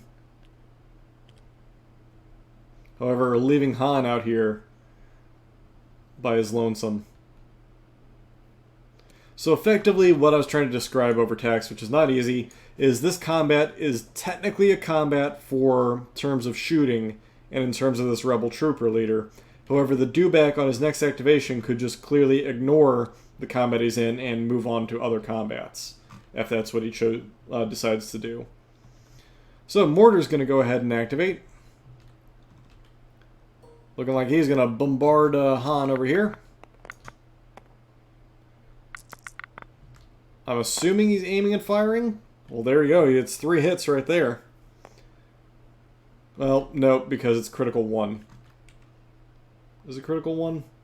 Yeah, it is critical 1. So only one of those surges counts. Re-rolling.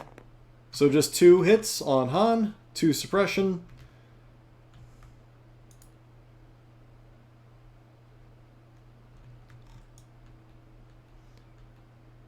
The mortar. I guess they're saying it is line of sight blocked. He is able to block the shot. So the suppression is the more important part of the deal anyway. But yeah, with the line of sight moving through the hill, the base is not obstructed though. I don't know, that'd be tough because you would argue that the base is not obstructed by the area terrain. Well, again, I don't have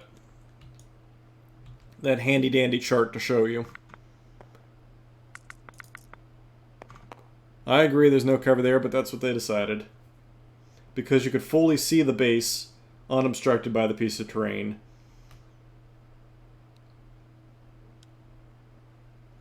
Hey, Rifle Stud. Welcome. Exactly, Sploosh. The base is unobstructed by the piece of terrain. He's able to see over top of it. It's the same thing as the like an interceding crate or interceding barricade. If you're back far enough and can see directly over it, it's not providing cover. Yep, exactly.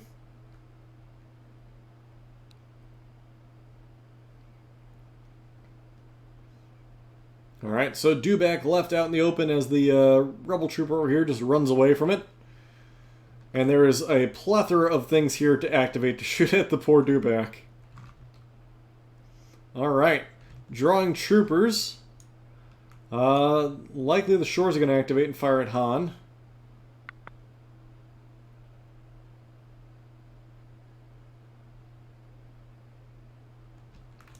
And they are within range, so they can aim and fire.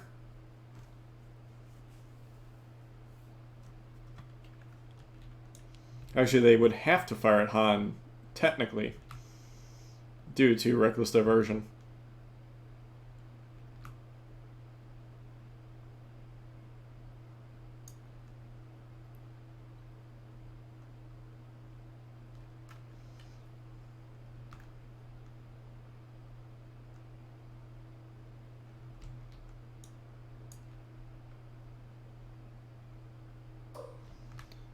And there you have it.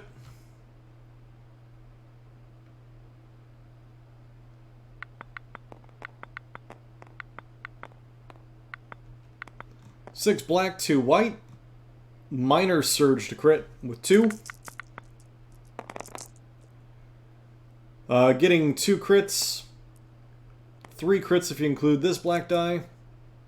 With the aim, he gets another 2 hits. So, I'd argue, well, there's definitely no question about that. That is going to be 7 hits against Han right there. With the shore troopers firing at him. That is a brutal, brutal shot. Oh, he's saying he has heavy cover. There is no cover there, but that's what they're saying. Han taking a wound out of that. Wow. Red die, or red roller has been rolling fantastic. Han on what should be 3 suppression here.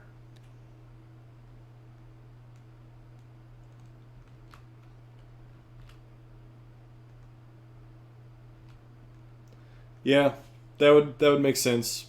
The suppression would give him 1 cover, and then the low profile would knock it up to heavy. You are correct, Bar. Thank you for that. Forget about the low profile all the time until it comes up. Because there's very few... Exactly. Easy to forget about some of these rules when you don't play as Rebels. And Scouts, you're predominantly keeping them behind things, so you never have to really worry about it.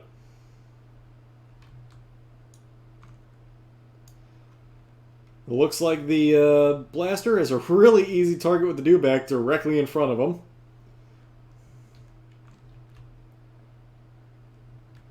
Aim and fire, I suspect.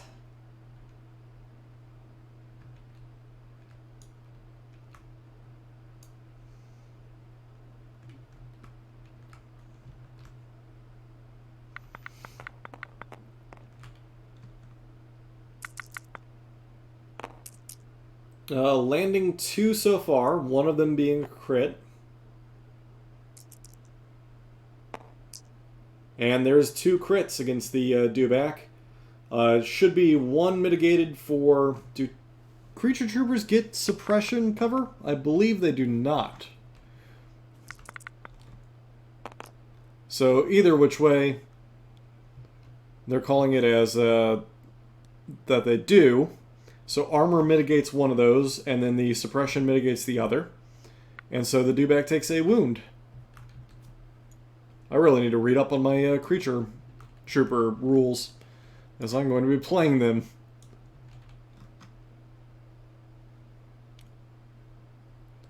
So it looks like their stormtroopers are going to actually do exactly what I thought, which is they're going to roll out and try and add more suppression on Han, try and force him to panic off the board.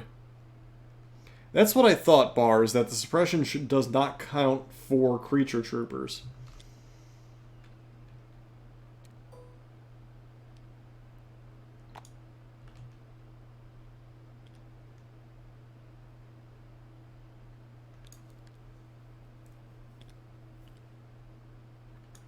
So moving to be in range of Han.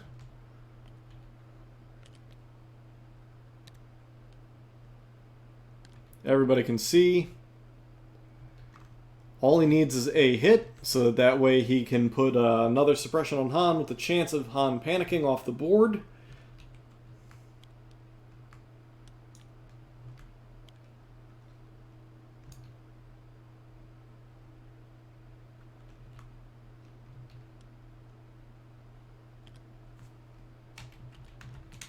There we go. I was going to say, objective must be touching the leader. So firing at Han, Han's going to get heavy cover, because the base is just partially obstructed there. 4 and 2, needing a hit. He does indeed get a crit, so it is going to be a wound that Han will have to save. But more importantly, the suppression is the big one. So Han saving it, no problem. But taking the suppression, putting him at 4, which is panic level. We'll see when he activates. If he does not get activated now, I would honestly roll the tank around and fire at him, just to guarantee that he runs off the board.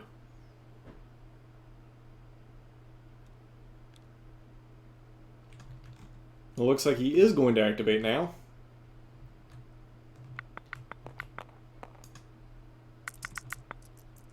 And Han stays on the board but has a singular activation. Or singular action.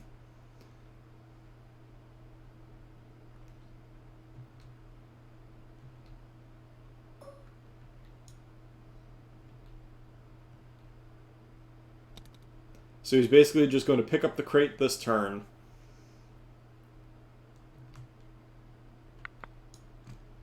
Alright, drawing from the stack, we see Veers pop up. So Veers is likely going to hand an aim to the tank.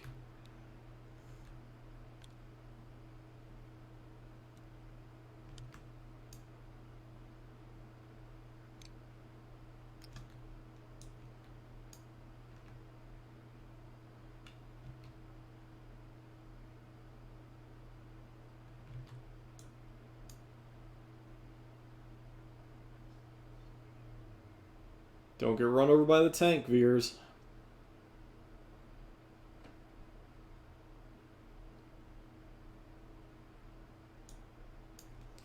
That would not go well for you if you got run over by the tank.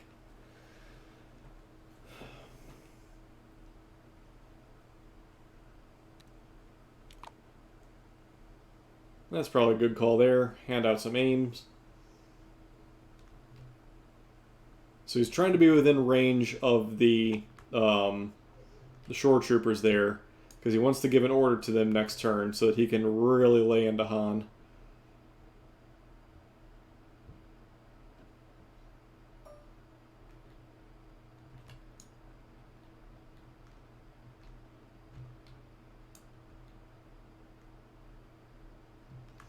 I suspect this dewback is going to eat a bunch of bullets from the Pathfinders over here. They could effectively just... there we go. Now we're seeing the aim. They could effectively hold their position, recover, and fire again if they're even at range 4. I think that might be range 3 to the dewback. So they might just aim and fire. Alright, and there we go. Drawing the Pathfinders.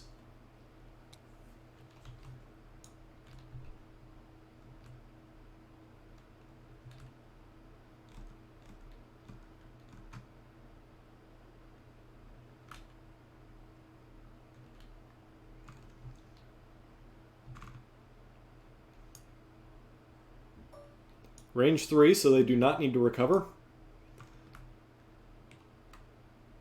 So they could aim and fire if they so choose.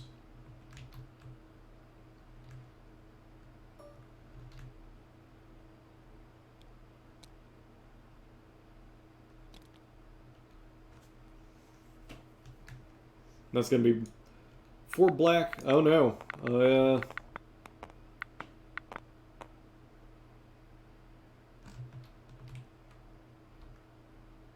Yeah. Normal 1 is 2 whites. So doing a gigantic alpha strike. Woof! Getting 3 crits plus a surge. They do surge to hit if I'm not mistaken.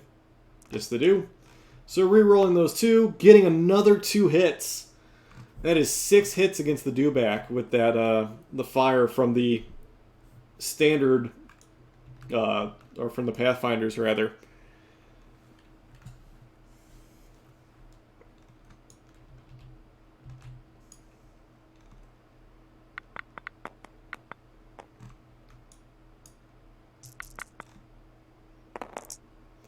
And rolling 50%, he takes 2 more wounds over here. Dewback up to 5, which means he has 1 wound left, which Leia could easily place on him.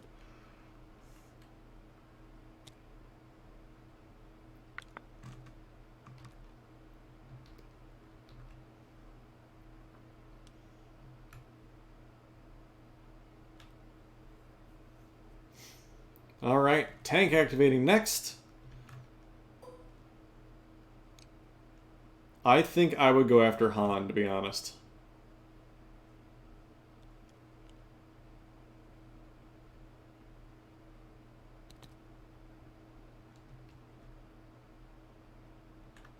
But instead going here.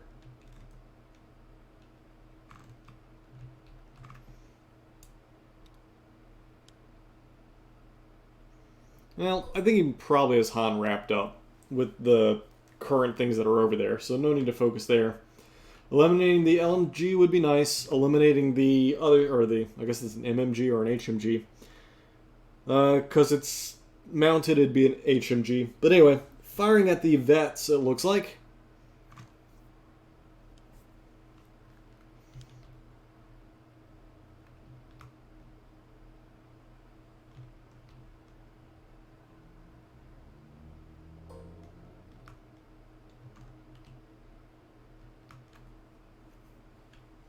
I couldn't see the range. I suspect it's range 3, but it might be range 2, in which case going with the... I mean, the pinsel's always the better recommendation, but he wants to lay on the suppression.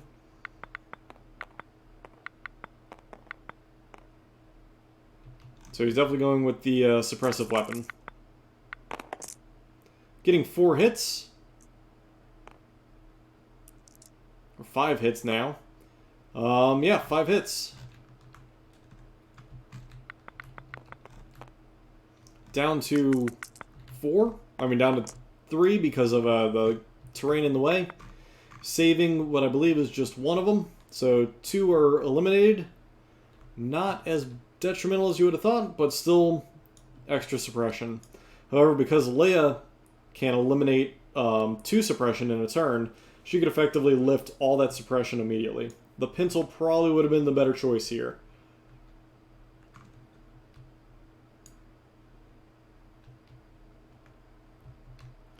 Alright, and troopers.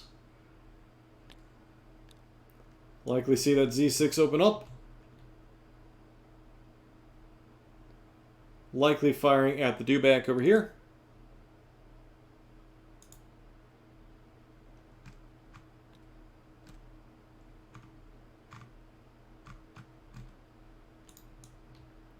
So they're going to take an aim and fire. They need a singular wound on the dewback.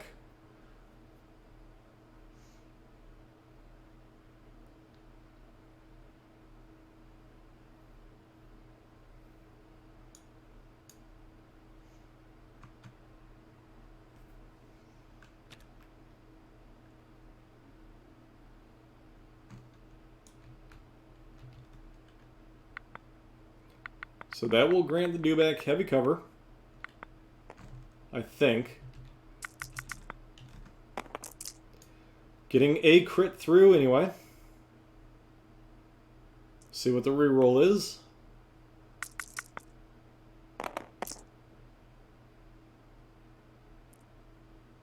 So it was just the 1 crit.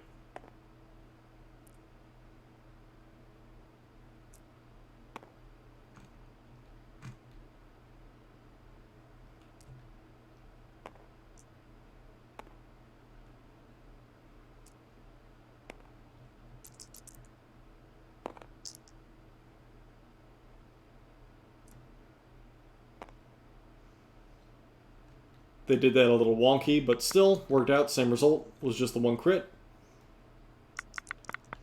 Rolling it up. Dewback saved it. So now Leia's going to have to be the hero taking out the dewback with her pistol, which should be a little bit easier depending on if she can roll that crit or enough hits to go through.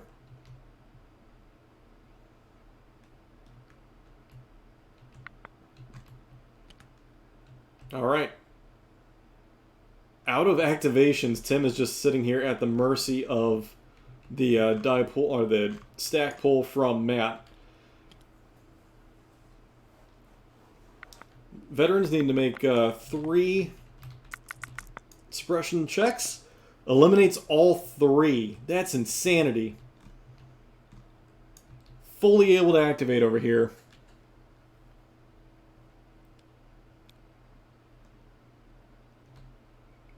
They can all take an aim and fire at the dewback if they wanted.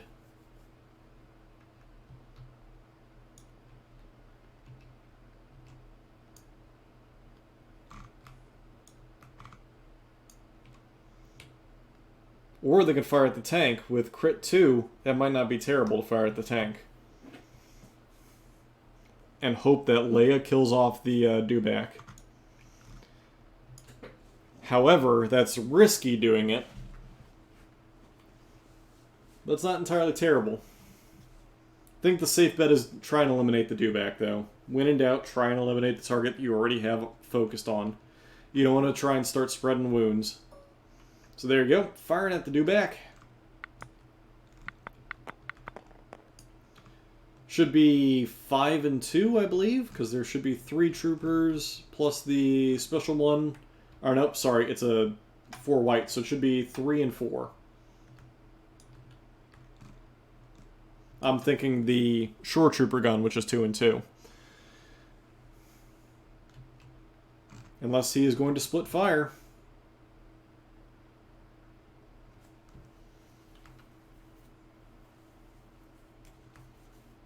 So if we see 4 whites, we know that he's not splitting fire.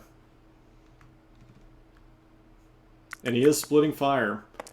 And he gets a crit out of it and a hit anyway.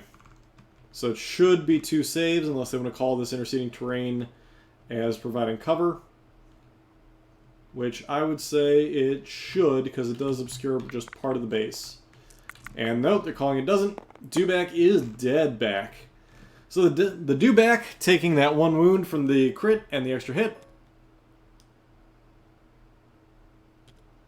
And then the 4 whites going against the occupier over here. And that is roughly an 1/4 of a chance to get a crit on all 4 die. And he gets 2 crits. And he does still have that aim, I believe, that he's apparently not using.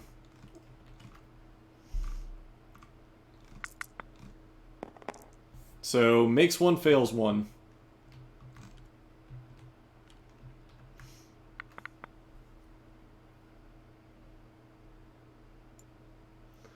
Pulling Leia at this point.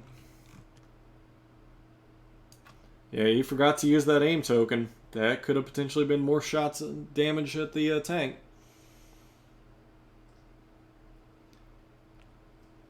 So going to inspire off that 1 suppression, which is kind of irrelevant to leave at the end of the turn anyway.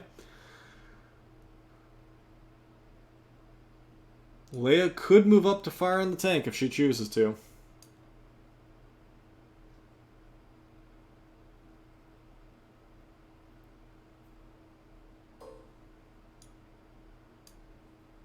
Or alternatively, you can move her behind these rocks to buy her a turn so that next turn she can get over there.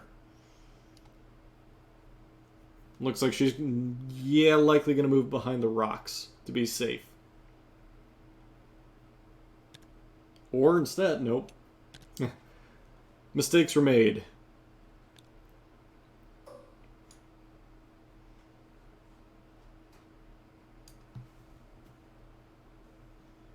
So she does have range to the tank. Is she going to move to get safely behind the rock cover, or is she going to take the shots? That is the ultimate question. She has, what, 3 black? Yeah, 3 black with Pierce 1. She surges to crit, so there is a good chance. I mean, still, it's a 1/4 chance for each die that she'll do a crit. But that means that 1 damage will go through armor automatically. That said, looks like playing the safe bet, likely going to go hide behind the rocks. So that way, next turn she can hopefully roll around the side and get that impact 1. I think my cat wants out. Hold on. Meow, meow, meow, meow. There you go. Out with you. There we go. I had to let my cat out of the office. He's good now. So Leia hiding behind the rocks as I predicted. And will likely try and deal with the tank next turn. Alright, and that should wrap up the turn. On to turn 4 here.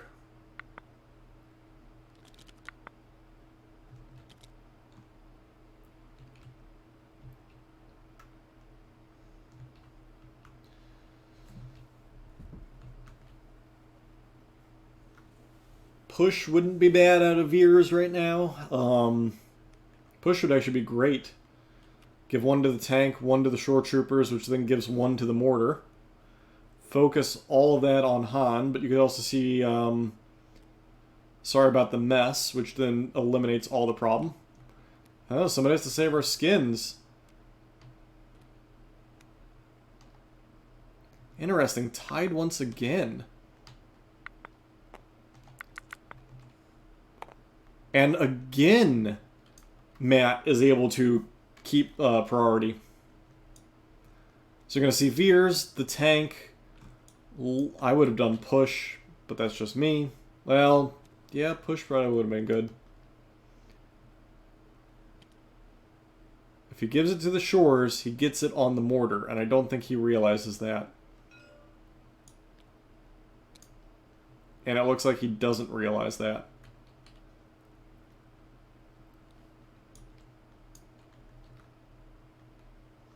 And he's forgetting aggressive tactics again.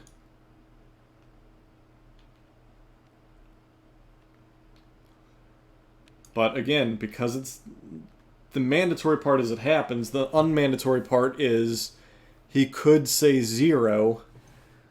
I'm not going to remind him about it, but all of these things should have a surge to... Oh, now he actually remembered. There you go.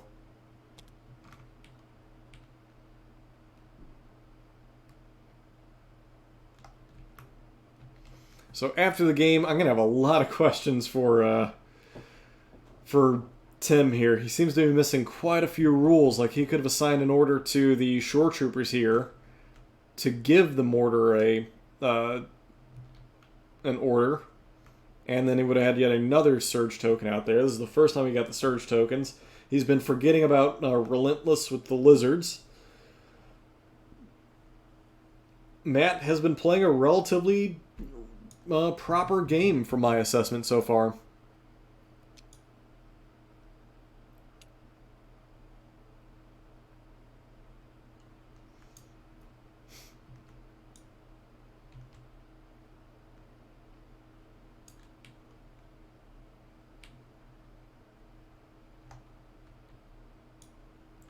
So looking to probably try and get Leia over to get shots at the tank, but looks like no matter what, she's not going to get the shot she wants. Because this is the front arc. She could be moved over here. And she is sharpshooter too, so you ignore that heavy cover. There's no reason why you wouldn't do that. Just move her right here. There we go. Matt's seeing it now. And now she is in the side arc.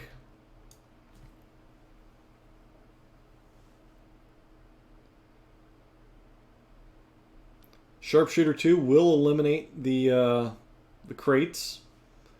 So it'll just be open shots against the tank side there, being impact 1.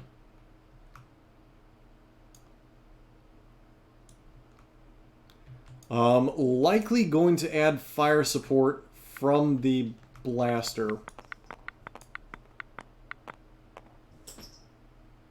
And my cat is back. And yes, looks like adding fire support from the blaster here. Getting only 2 hits. So one of those will convert up to a surge, or to an impact, or sorry, crit because of impact 1. But that's about it. So it'll just be a singular wound on the tank.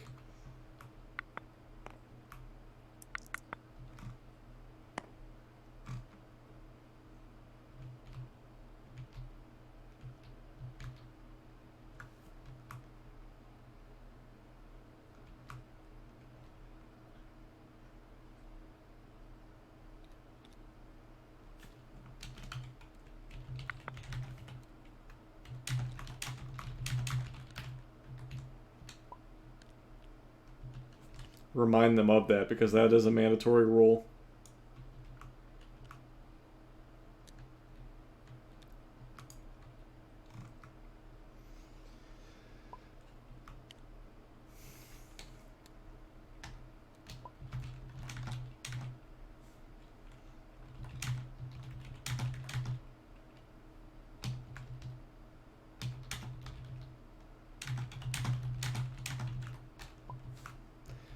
Don't want to interfere in the game too much, but there are certain things where you do have to pay attention to.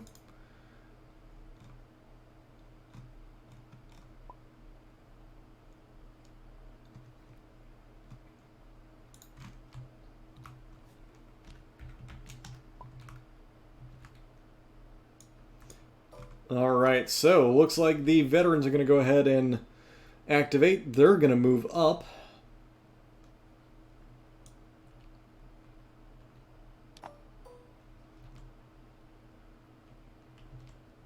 They really didn't need to move up. They probably could have took an aim and fire from their position. Not exactly sure what they're trying to do unless they're going to try and shoot at Veers. I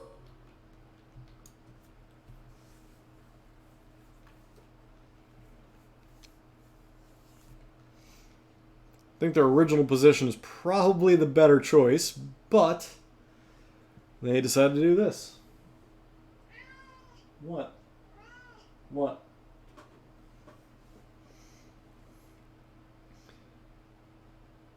Alright, so I guess deciding not to, well, rifle. Ask anyone in the TTS looking for game lobby. Many people will be more than happy to play. And yes, indeed, firing at Veers.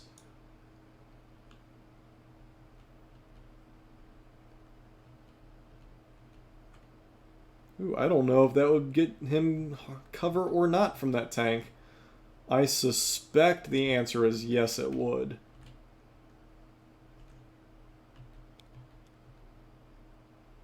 Yeah, it would. The tank would actually provide him cover. However, that's up to them how they want to call that one. Get off the WoW grind?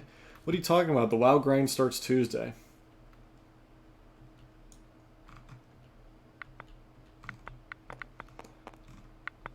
Alright, we're going to see the Shore Troopers here, or not Shore Troopers, Vets roll out.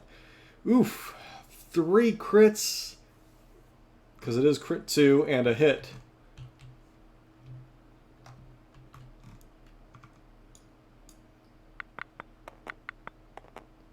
Four saves on Veers. I'd argue it should be 3, but whatever. Veers taking 2 wounds.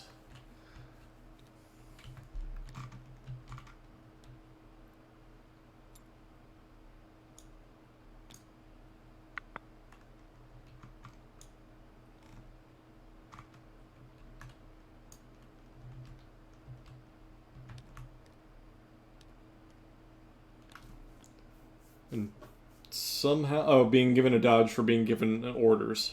That makes sense.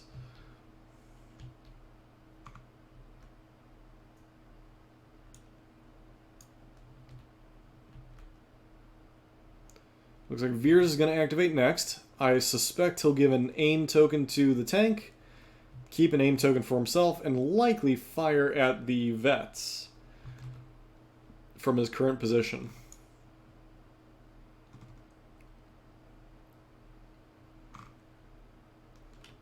Or does he want to try and go intercept Han?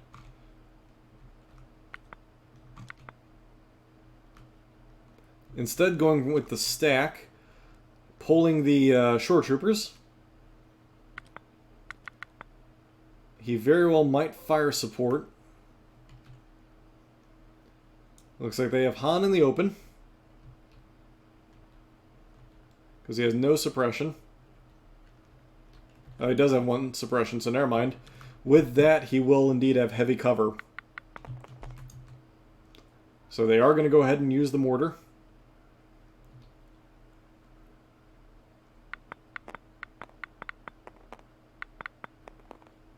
And then 2 more white. There we go, an 11 die pool shot here. Oof, only 2 hits. And a singular thing that can be converted to a crit.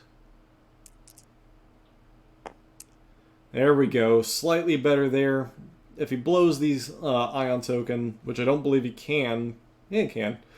No, you cannot. You cannot add tokens to other pools. Only your effects. So that's going to be 4 because of critical 1. What does the gun give you? Critical 1 there. Does the mortar also give critical 1? It does, so it's critical 2. So yeah, should be 5. Yeah, I was doing the math in my head as well there, Bar. Just took me a minute to spell it out.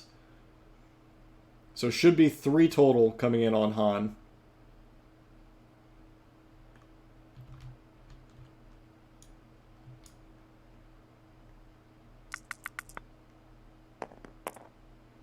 Han making 1.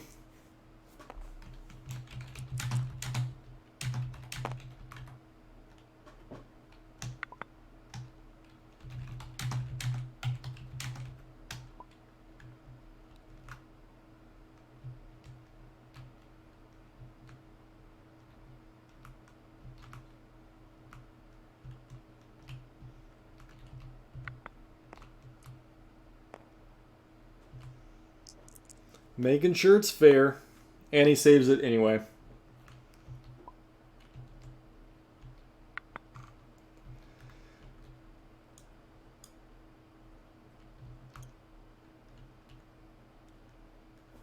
So Han's stacked up to 3 suppression, but no, I think he only took, what, 1 wound? Or no wounds. Either way, came out really well out of that one.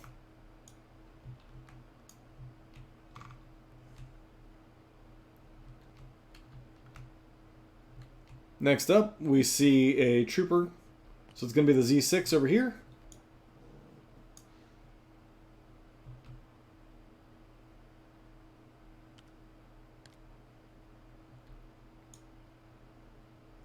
They could fire at the tank and hope for the best.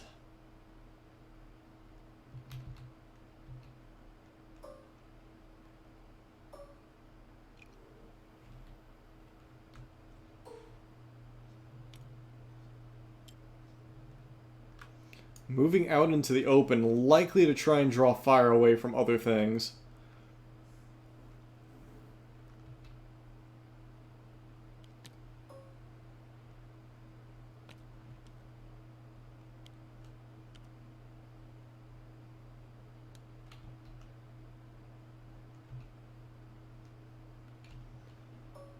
Firing at Veers as well.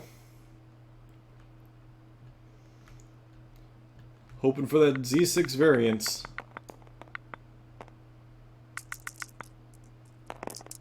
And he gets 3 hits out of that. It will be down to 2. Nope, looks like they're ruling something as heavy cover.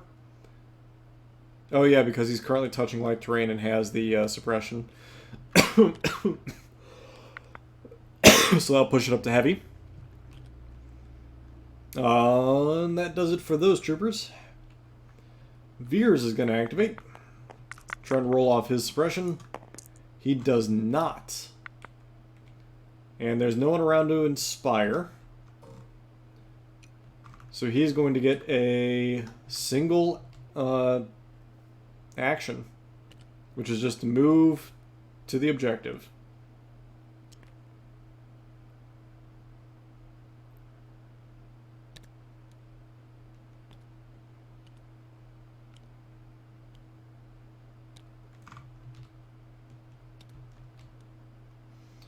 Alright, drawing a leader. Going to be Han over here. Rolling away his 3 suppression. Han keeps his suppression.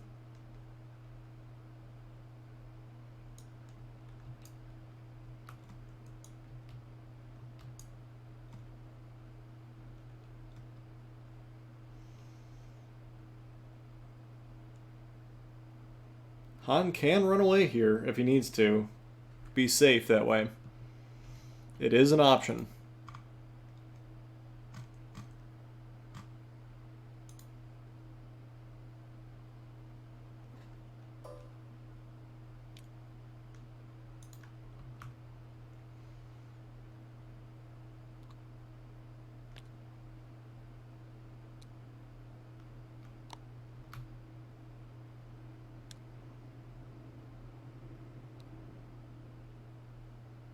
Trying to bring all his stuff with him. Han effectively just moves to be concealed by the terrain rather than getting shot up anymore. Probably a nice, safe, smart move there. Taking away a box that otherwise would be a problem. Alright, next up is the Stormtroopers.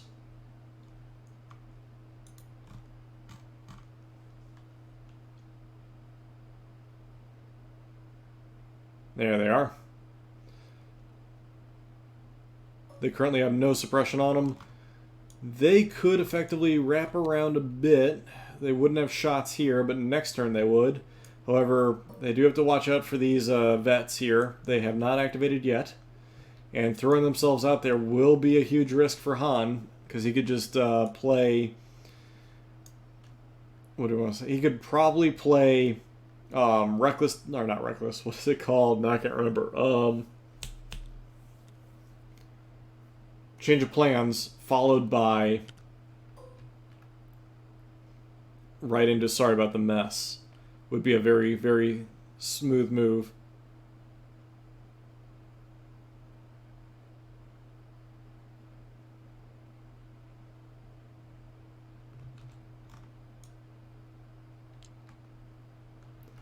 So it looks as though the movement stick has a bit of a gap here.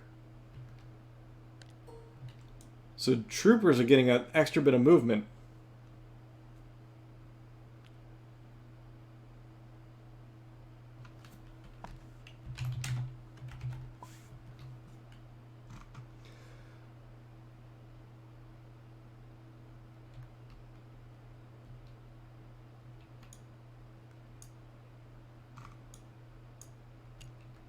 So Stormtrooper is going to have a little... Yeah, well, that's weird. It's almost considering these Stormtroopers to be a creature.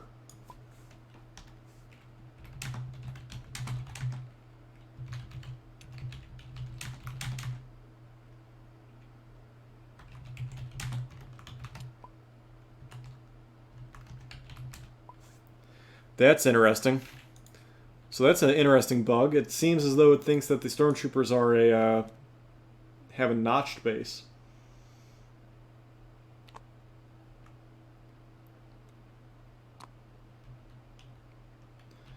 So I would think that you're going to see change of plans into reckless diversion here would be the right move. Or not reckless diversion, into, sorry about the mess. So that Han can activate first. Probably eliminate a couple. He can move up and fire, try and take out the Stormtroopers and possibly the mortar. All in one fell swoop. Anything is possible.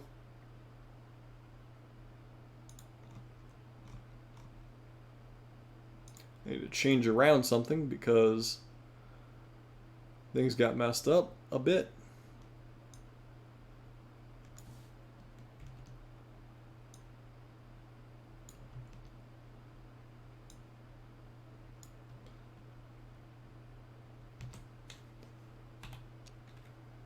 Doing some hard editing on the fly with the schedule here.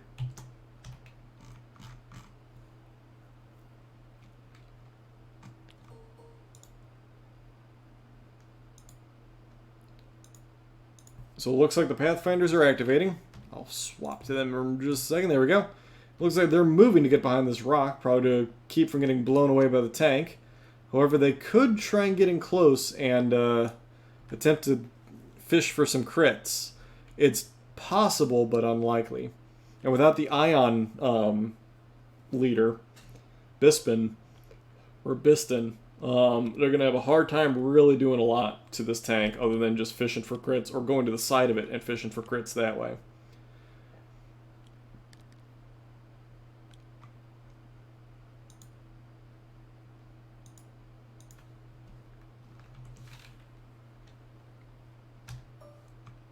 There we go. Edited all the things on the fly. So it looks like they're going to go ahead and try and shoot at Veers here. Going to be heavy cover, which is fine. They would have gotten heavy cover anyway, no matter how you sliced it. Because they're shooting likely through the tank, even if they weren't shooting through that rock. So everything except Pow over there is firing. And he gets 2 crits.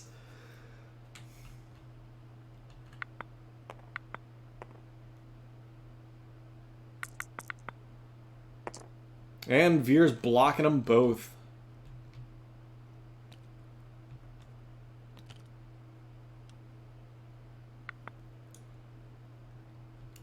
Alright, tank activating now.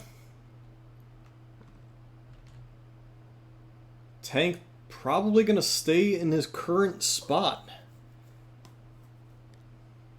Unless he wants to pivot to fire at Leia.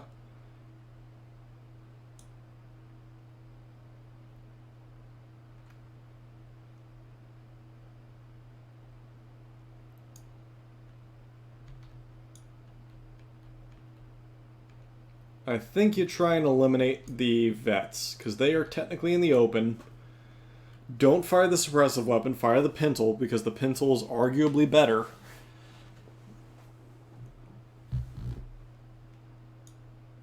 And try and take out the vets. Or the the HMG is also an option. So there we go, we see the aim.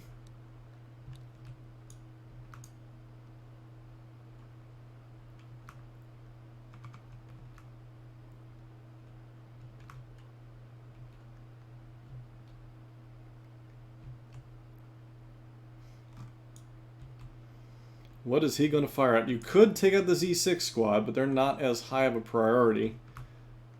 If you take out the vets, that really hampers... There you go. It really hurts the ability for damage being thrown at the tank. That said, Leia on the side of it is still pretty detrimental. Firing at Leia might not be too terrible either.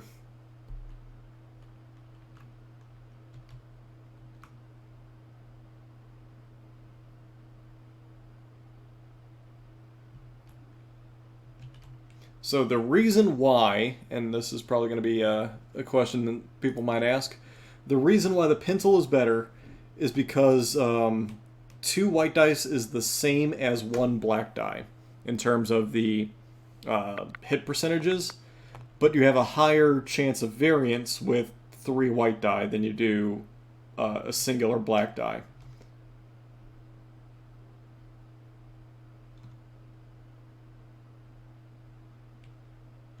So it should be 3 red. Oh, he's splitting fire. Is he? Oh, he's splitting fire at the blaster there. He does get a crit in. He's looking to spin the aims here, I believe.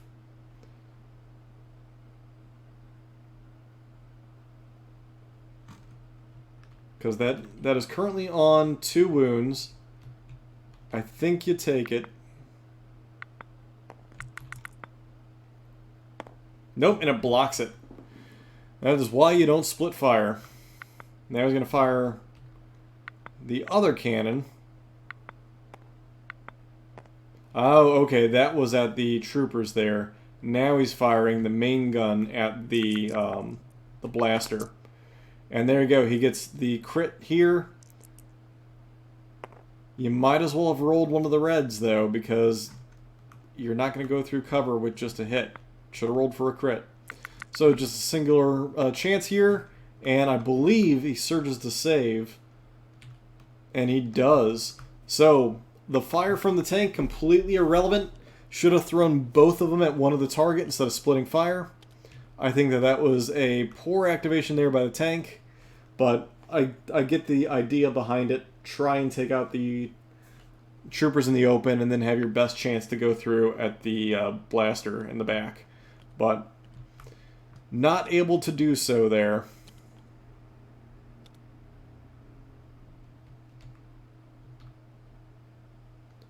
And now, out of tokens, it is all Matt at this time.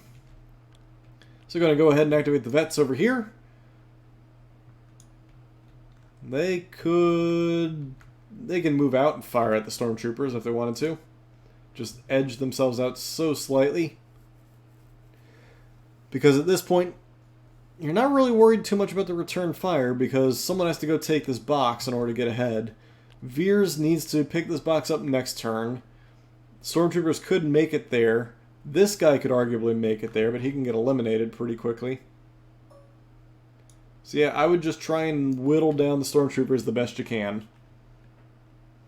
Tim still has some decent chances to score a winning chance here. We'll see what happens, though. So, firing at the troopers there in the open, I believe. 2 surges, those become 2 crits.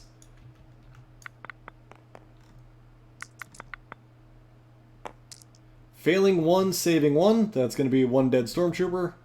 And it's going to be a suppression, which is kind of irrelevant, but still possibly relevant.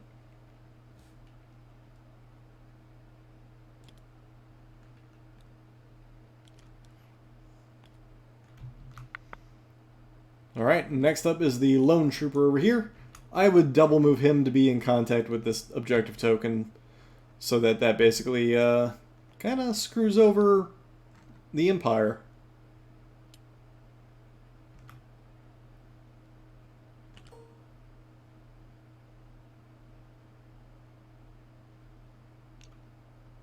And yeah, should be able to get right in contact with that.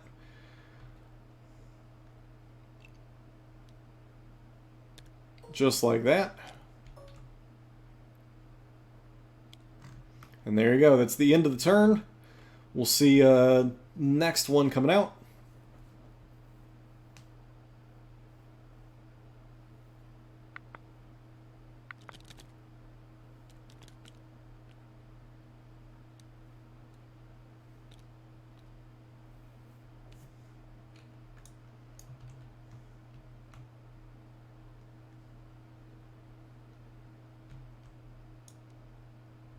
Alright, so now we are going to have cards again. I still think change of plans into sorry about the mess is great. However, just going straight for sorry about the mess and doing pin down. Interesting. I suspect that was to attempt to remove this guy's token if he were to do anything. Indeed, Starscream, a tank is out. Both Tauntauns have been killed. Or not Tauntauns, Dewbacks. So pin down, a pretty solid choice, because what likely would have happened is, well, that's great for Dewbacks, but it would have been great to, if this rebel trooper had a token, the tank could have easily fired on him, and if he didn't kill him, it would at least prevent him from being able to take this token. Whereas something else can maybe get over and shoot and kill him? I don't know. Either which way, that was the right move, I think. Dewbacks would have been much better, but beggars can't be choosers.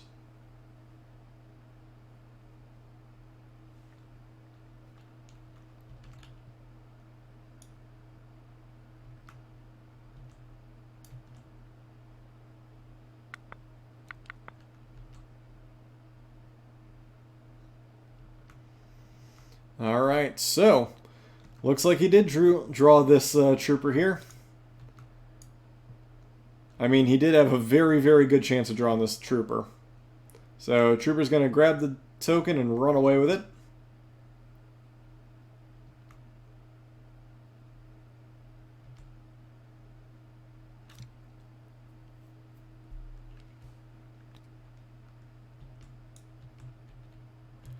Get behind cover, I suspect. Keeping him nice and safe. Whoever stormtroopers are going to be right there.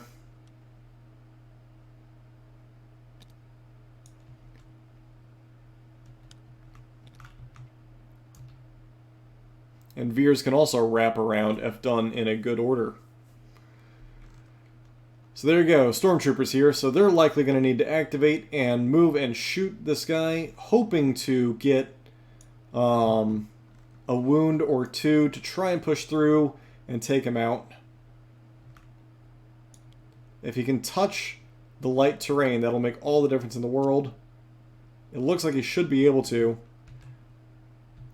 He can probably make that a little bit more hard of a turn, so that way he is touching the terrain. Yeah, like that should be sufficient. Because that will eliminate the cover. We'll give all those trooper shots in the open against this one.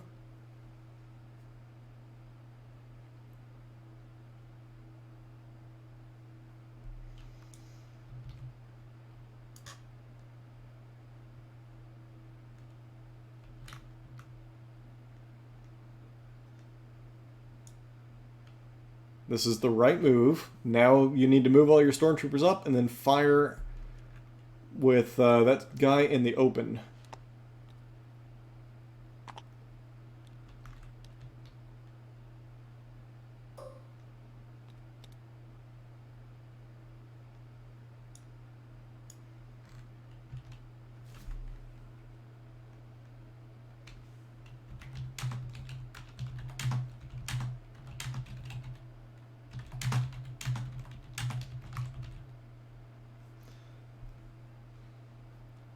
Should be no cover. But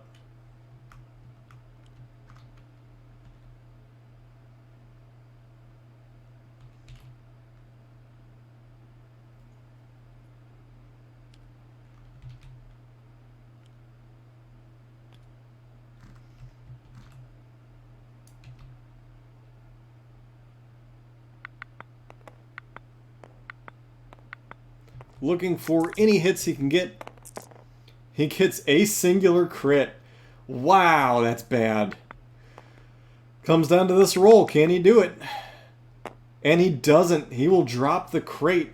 That does open it up so that Veers can potentially get around to it. These Z6 troopers can double move to get over there as well.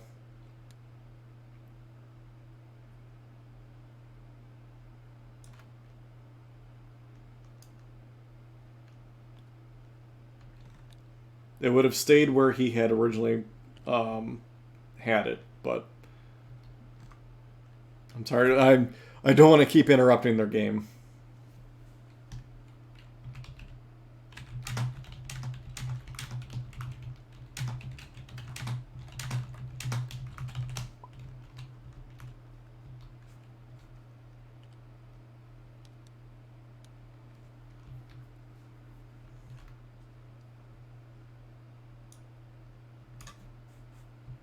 There you go. They asked the question, I answered it. It drops basically where it was placed. Veers might not be able to get to it this turn, but he definitely can next turn. And next turn is going to be for all the marbles. The question will be, can Veers hold on to it?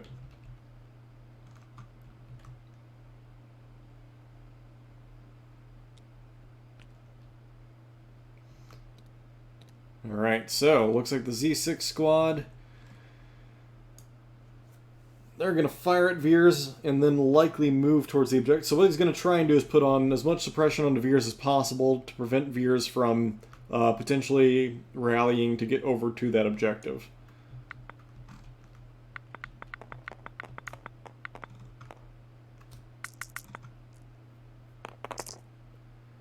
Well, he does get a hit in.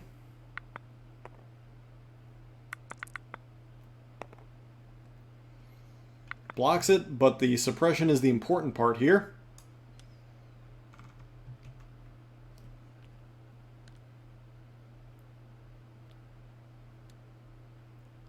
Tim drawing Veers is pretty important at this point.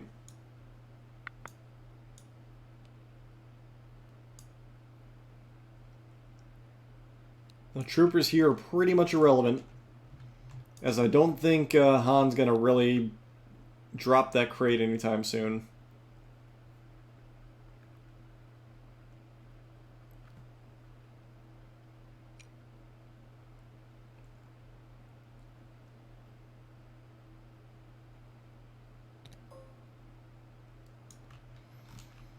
Well, moving here, he does have shots at... He could just place his troopers over here and have shots at them. If he wants to try and eliminate these two troopers, that might not be terrible.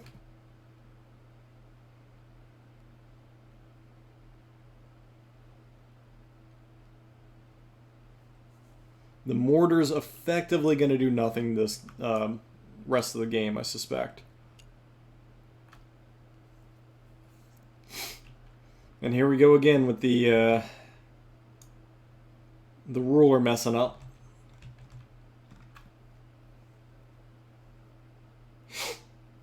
I don't know why it is doing that, but that seems to be a bug that we'll need to fix, where the movement template is not doing the thing it needs to do.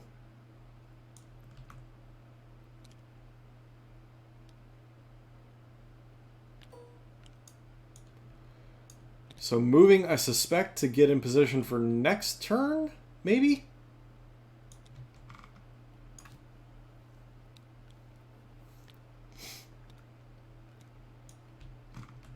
Not quite sure of the game plan there. Alright, drawing troopers again. Likely you'll see the vets fire at Veers.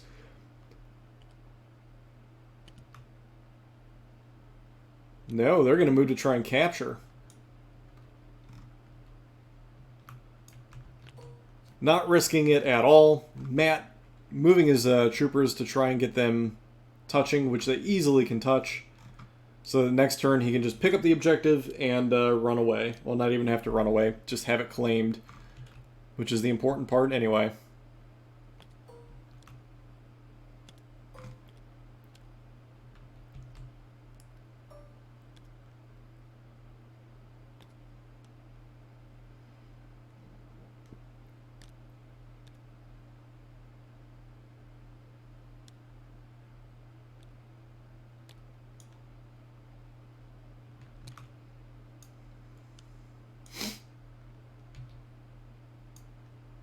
Now you're going to see Tim probably enter the desperation phase, in which case you should move the tank up and wheel it so that it's facing this way and can eliminate as many vets as possible. That would be the right move there. The mortar is effectively out of the game. Draws the trooper, which is the mortar. That can just take a... Can't even use a standby. Well, it could use a standby, but the standby is going to effectively be... Oh no, it is Sentinel.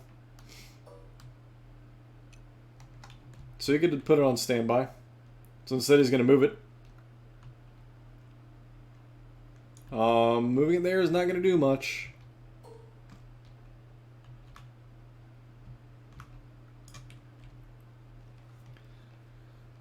I suspect he's trying to get him around to fire the blaster. However, with a singular wound, it's going to be kind of dicey because Han can come out and then just shoot him.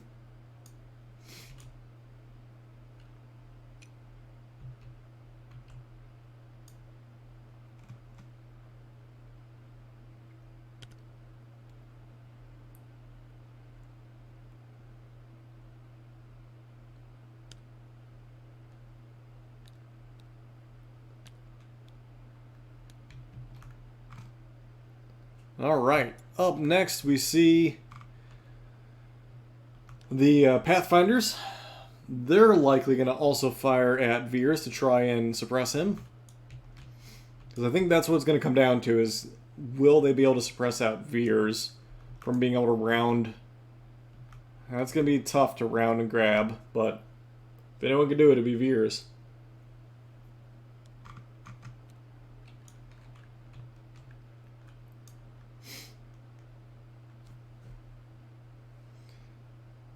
They could also manage to probably kill Veers if they were to get lucky.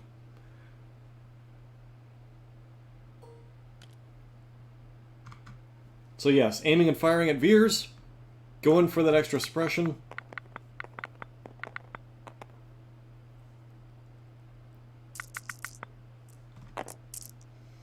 Oof. They do surge to a hit. So far that is 4 hits, down to 2 because of heavy. So 2 hits, but again, more importantly, the suppression. Veer's taking another wound.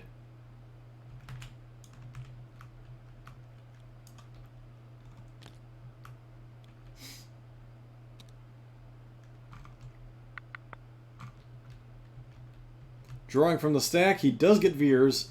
This is kind of critical. Can he roll off 3 suppression? Rolls off 1. So he doesn't panic, but I think you have to move him as close to the objective as possible. Oh no, he hasn't even picked up this objective. So he effectively is picking it up this turn. That's all he's doing. So yeah, Veers would have had 2 actions, 1 to pick up and 1 to move. And he would have had to move over here, so that hopefully next turn he can get over there. So man, with that, things are going to get a little dicey for Tim. Again, the tank can move up, pivot, and fire at the vets, and that's might be the best option that they have. And so what? You take shots to the side. It is what it is. You're going to have to take some wounds here at this point to try and deal with the veterans. I think that's the correct idea. So here we go. The blaster firing at 4 black. Looking for surges or crits, because it is crit 2. Oof, and right there he gets 2, should reroll those 2? Yep, so just 2 wounds on the tank. Takes another wound on the tank, but at 3 wounds, who cares? Roll around that corner and fire at the vets. That is what you have to do. If he does not move around and fire at those vets, then that's pretty much game.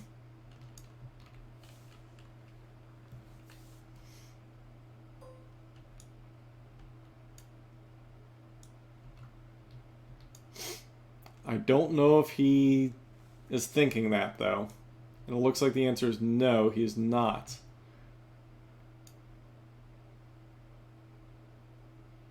Oh, maybe he is. Maybe he is thinking it.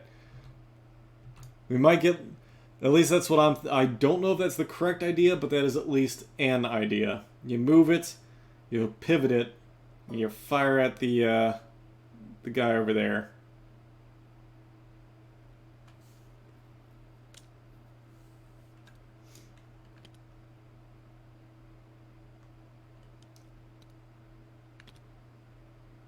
Let's see where Matt displaces these guys. Now, that said, range 1 of that position, he could move them over here if he wanted to. The tank, however, definitely needs to pivot so that he can see the guys over there. But we'll see what he wants to do. I would have honestly moved it more this way.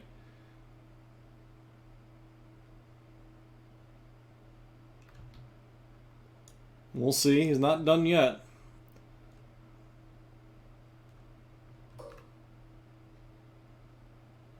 That is side arc. Well, no, technically it's front because he does see some of them in the front. So basically he's trying to eliminate the Pathfinders at this point to try and get them to drop the crate.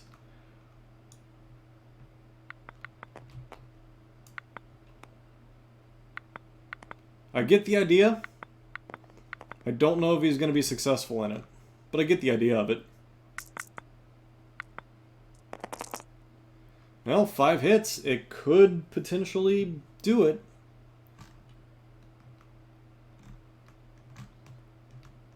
Need perfect blank to make it count. So duck and cover. They could take a suppression, which they will.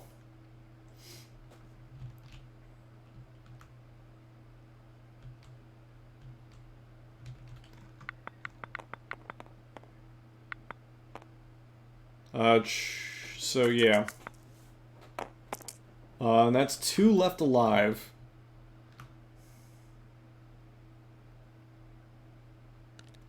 However, that does open things up next turn.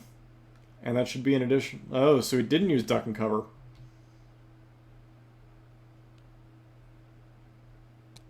Oh, he did. Okay.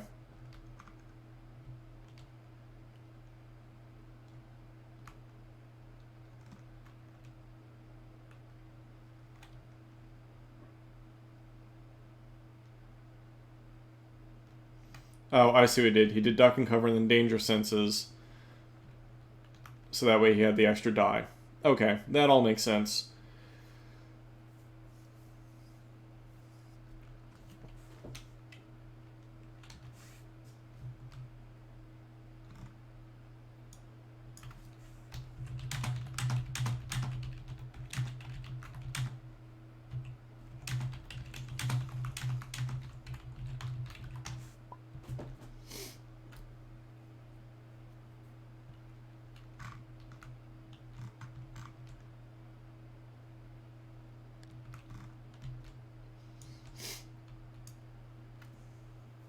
Alright, so we're seeing red over here. The veterans are going to fire at the shore troopers in the... Well, they'll be in the open, technically. Looking for some variance die here. And gets 2 out of it. With that aim, could be more. And there you go, 3 hits on the shore troopers.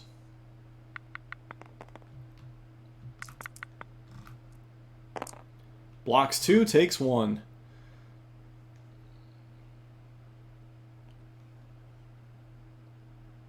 Alright, up next is going to be, I believe, Han, if he wants to activate Han.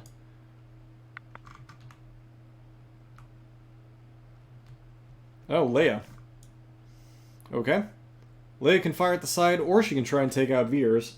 I think the ideal thing would be to try and take out Veers. She could effectively do it. Ooh, and she's in range, so she'll get an aim at this. Sharpshooter 2 takes away these crates.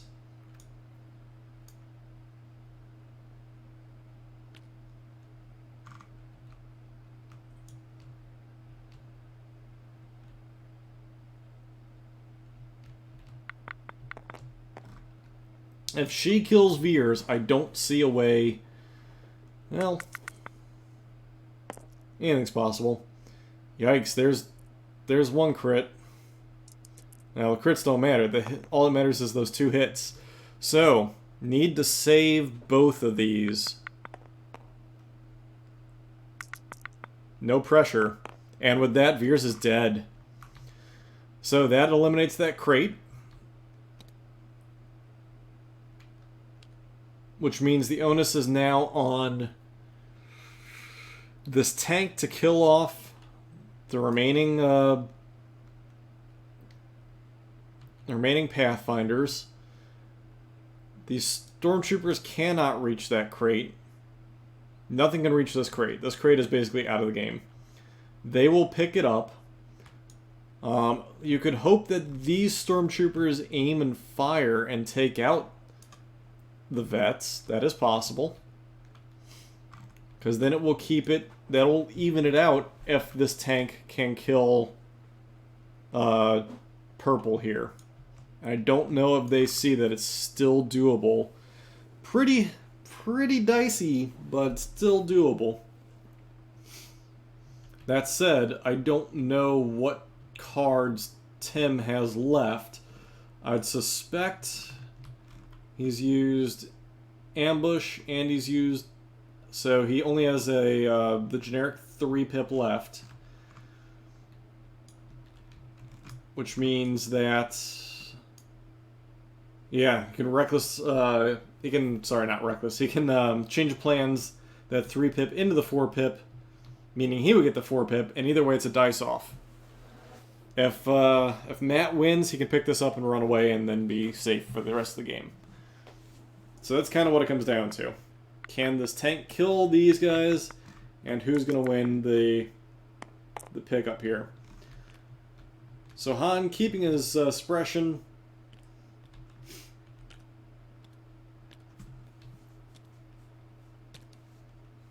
Just moving out of the way here. Making sure that he won't get, like,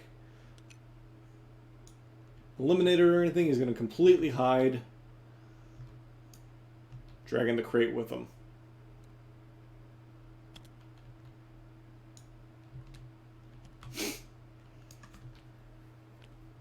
So now it's going to come down to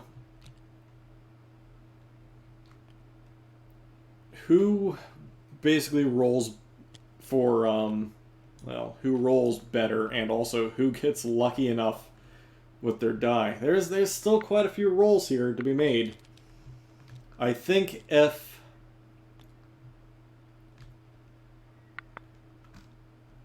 Matt wins priority, I think Matt wins the game. Because he can pick it up and run back here, in which case the tank can't kill enough.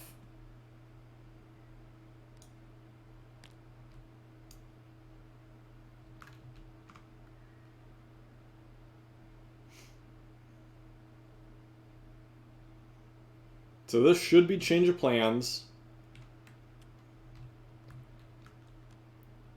Which it is. Which I think means that you definitely force it. So that way you only get a singular activation out of the pool. Rather than 3 activations. I think you almost have to. But that's... I don't know if Matt's going to see that.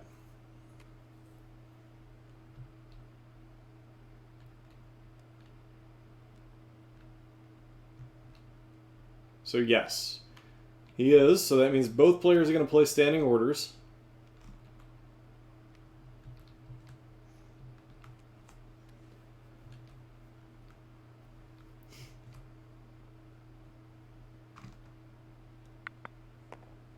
Oh, and he's giving it to the tank. Oh, that makes sense because he knows for sure. Oh, and Matt wins. Yep, that's pretty much game. Giving it to the tank makes sense because the tank can effectively guarantees that you're going to draw a trooper.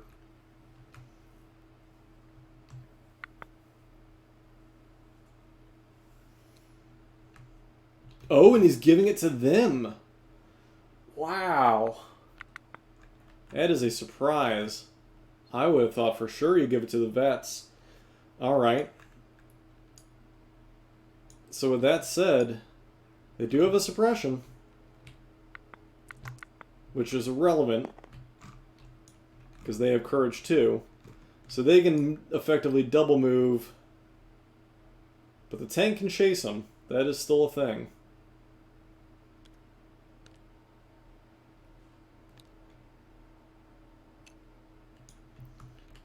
I think the tank's going to have a hard time getting to him, but it can. Now, I think it's pretty much safe. I think that's pretty much game.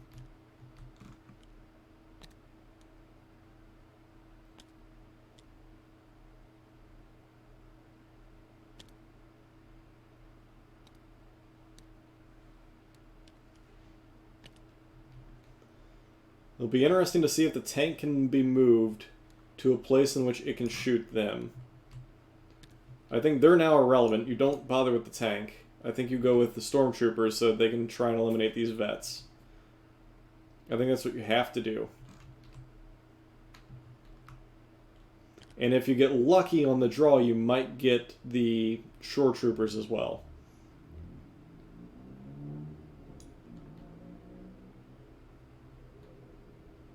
I would aim and fire. And that's exactly what he's doing. Good call. Because everybody should see somebody. They do not have any cover.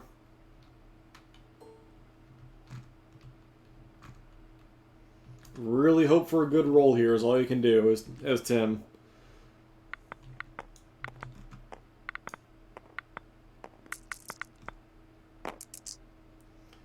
That's a start. 3 is a start. 5 is perfect. That's exactly what you need. Now you need these guys to fail their saves. They have 5 saves to make.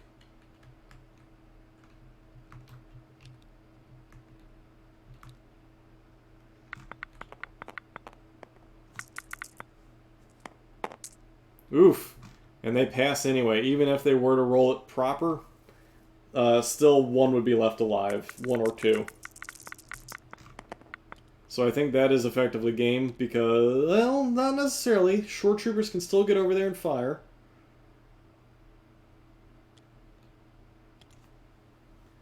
And there you go. Drawing the proper token that he needs.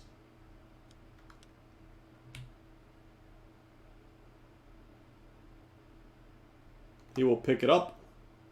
But he needs to roll his suppression first because they do have Courage 1. And he, oh god, he clears it.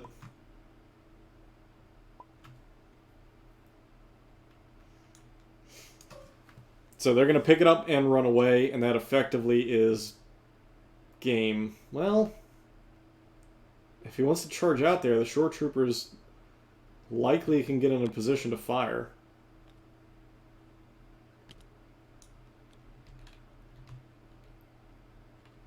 Okay. So he just kept the game alive with that, because the shore troopers can move over and fire. The mortar can fire. He just kept the game alive instead of moving them back here. Again, I think the tank moves over here.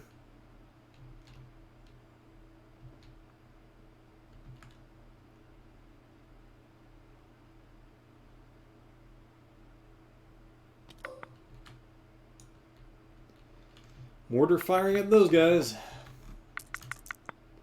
I think I would have done the vets first. Or the shores first, just so that way they don't take the... Well...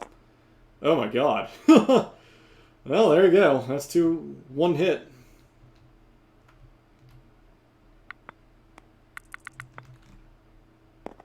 Yeah, well, that kept it interesting. The Shores could do it. They're going to be firing into heavy cover, though.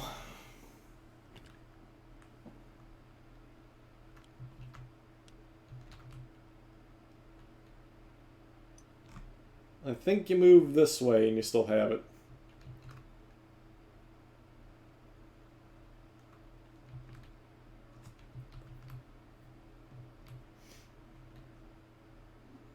What you could do is you could risk Han, because he's not going to die. Roll him out, shoot at the Shores, try and take out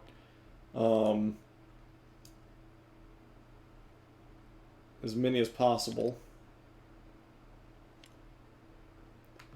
Especially if you can eliminate that mortar, that's points, because it will come down to 1 and 1 at that point. So yeah, I mean, that's still a possibility.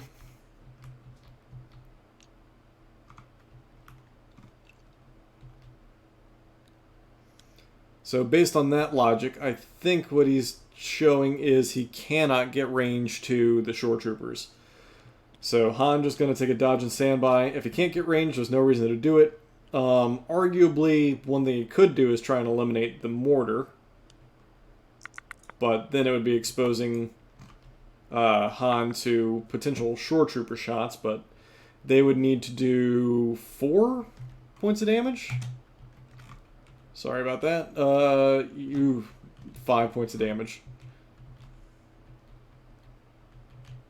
So yeah, go here. Take all your shots on this one dude.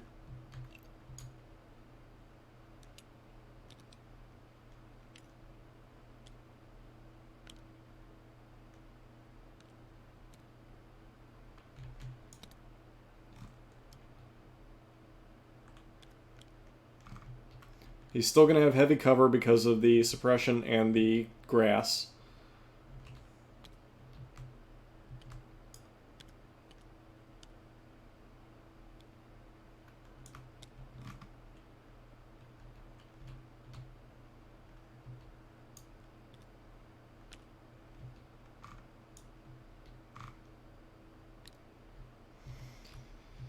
Well, now's when you hope they do well.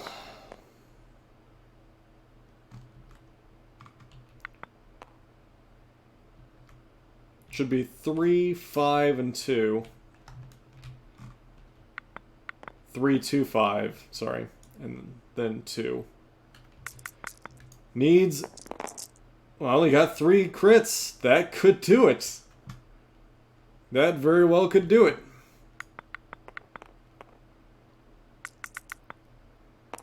And we have ourselves a game. Now the tank needs to roll around and get very lucky with its placement to see everybody. It can be done. Very well can be done.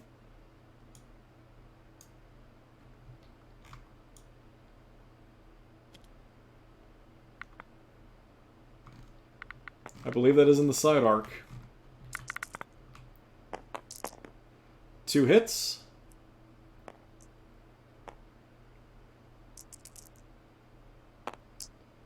So only 1 going through.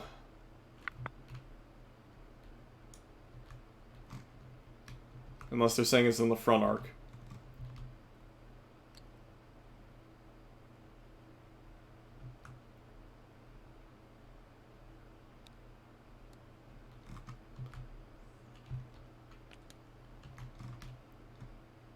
So from here, I'd say yes, he can see everybody. He still needs to pivot it though. There we go, that's likely the better placement. I don't know. I think it can only see 2 people. He can try to pivot it to get a better angle.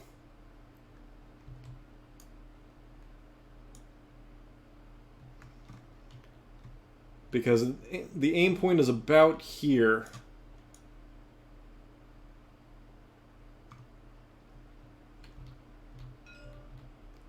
The question is that I think if you pivot the tank, you see it. but you have to pivot it.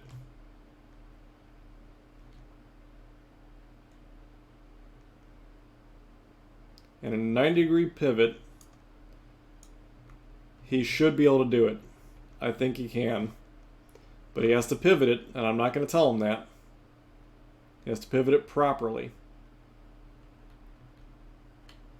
I think as it currently sits,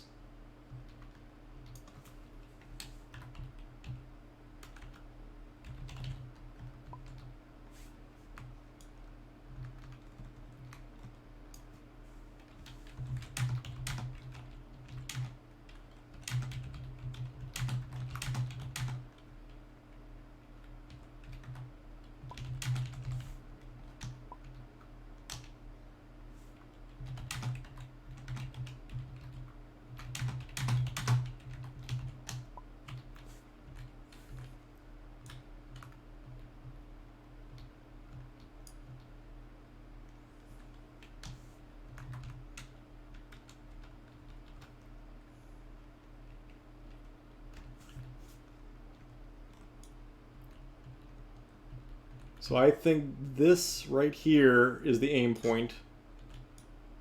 I think you can only see 2 people currently.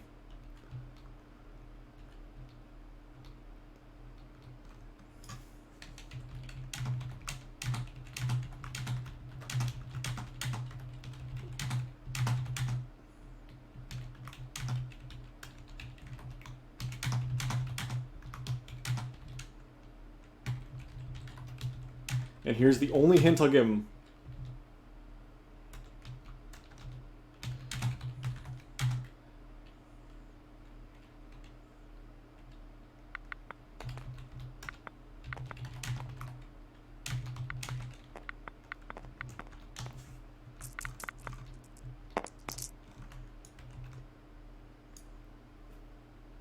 Well, it's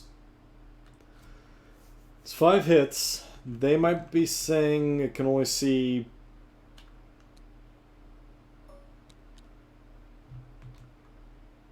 Well, we'll see. We'll see what they do. Woof! And I believe they save on surges, so no matter what, even if they could see all 3, they're good.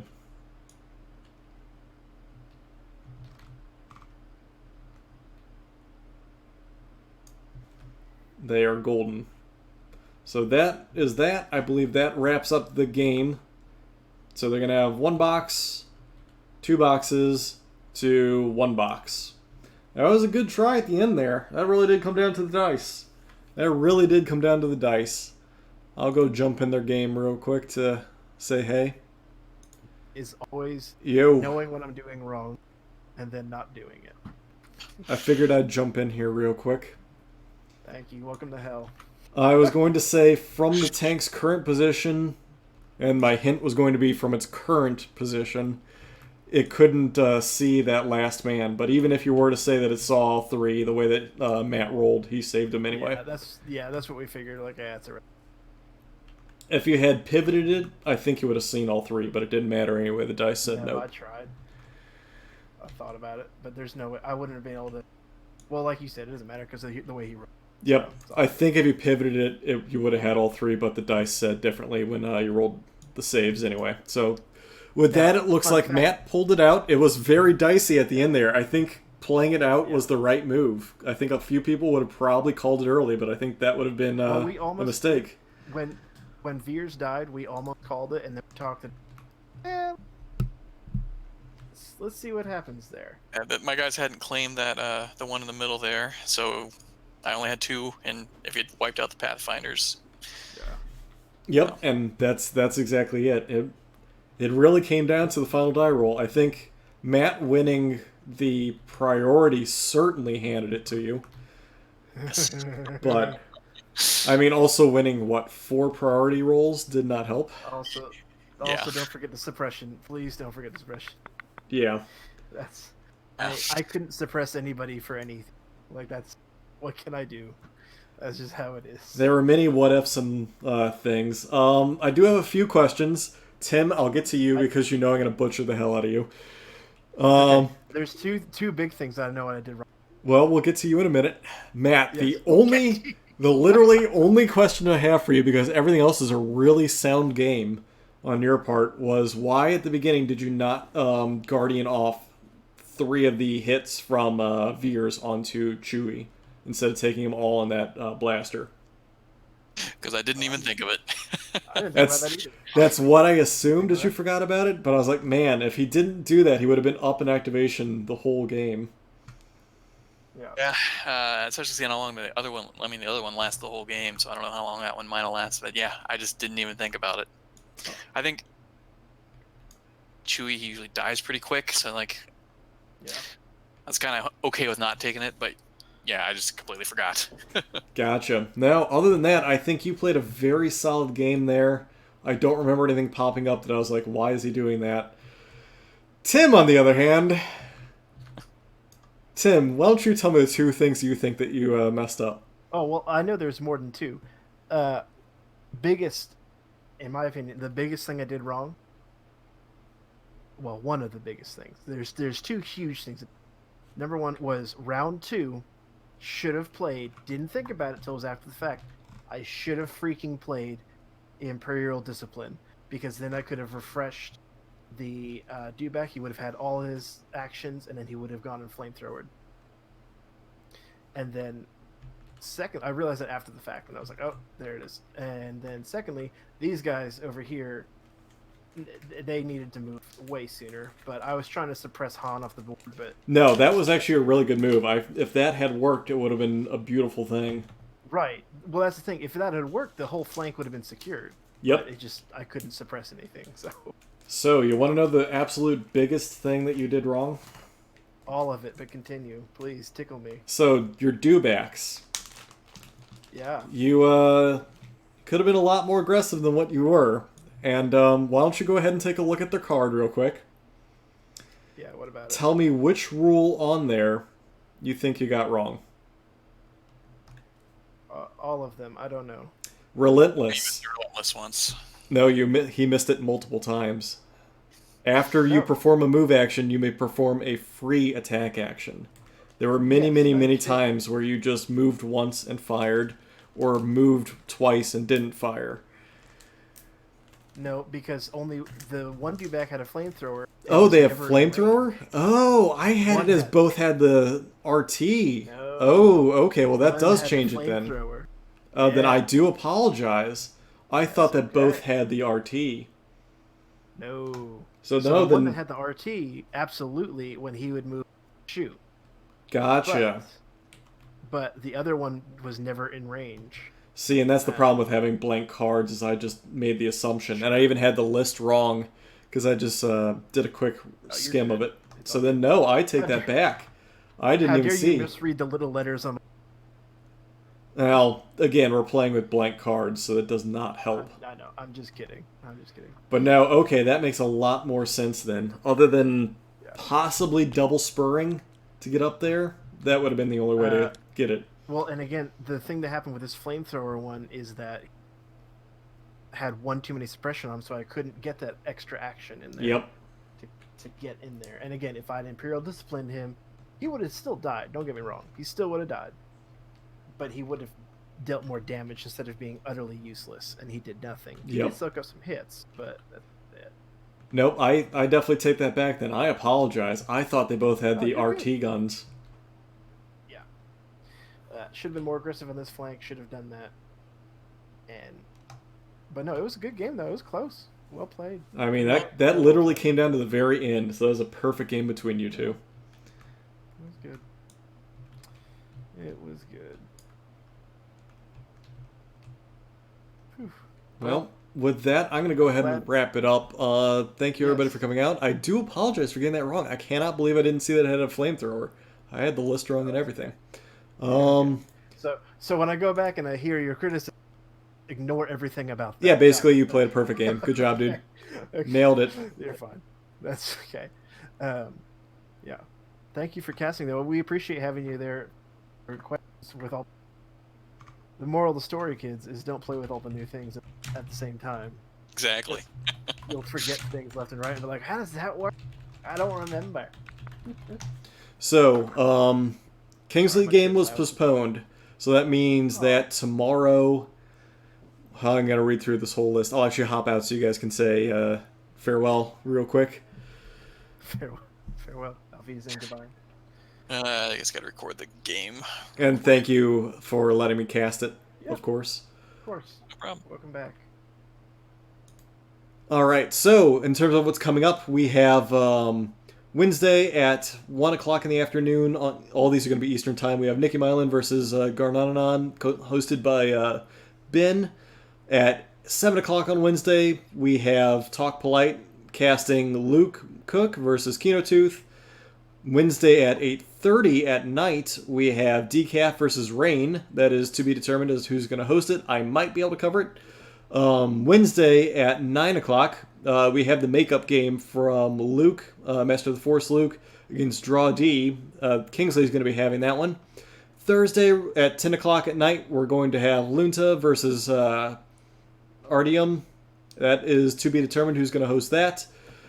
Friday at midnight, so technically Thursday into Friday, we have Tyrion versus Acer. No one has currently called that one, but we'll find out. And then Friday at 1 in the afternoon, we have Finn versus Nerfly. Endless is covering that game. Again, another game at 1 o'clock on Friday. We have Madman Rambler versus S. Jones. I don't believe anyone's currently signed up for that one. And again, Friday at 7 o'clock at night, we have Stabcast Ben versus Samurai Man. Stabcast Tim, who just played this game, will be hosting that one. And then finally, Sunday at noon Eastern, we have Mitro versus Riggins. Thrawn is going to be covering that one, tentatively. And then that should cover it for the current sign-ups. So with that, I'm going to go ahead and sign off. Thank you, everybody, for coming out. Be sure to tune into all those games I just mentioned. I'll have them posted in both the Looking for Streamer channel as well as the Yavin Base Team League chat channel. So be sure to check that daily for the updates. In the meantime, thank you for coming out. I'm Darkling, and catch you guys in the next game.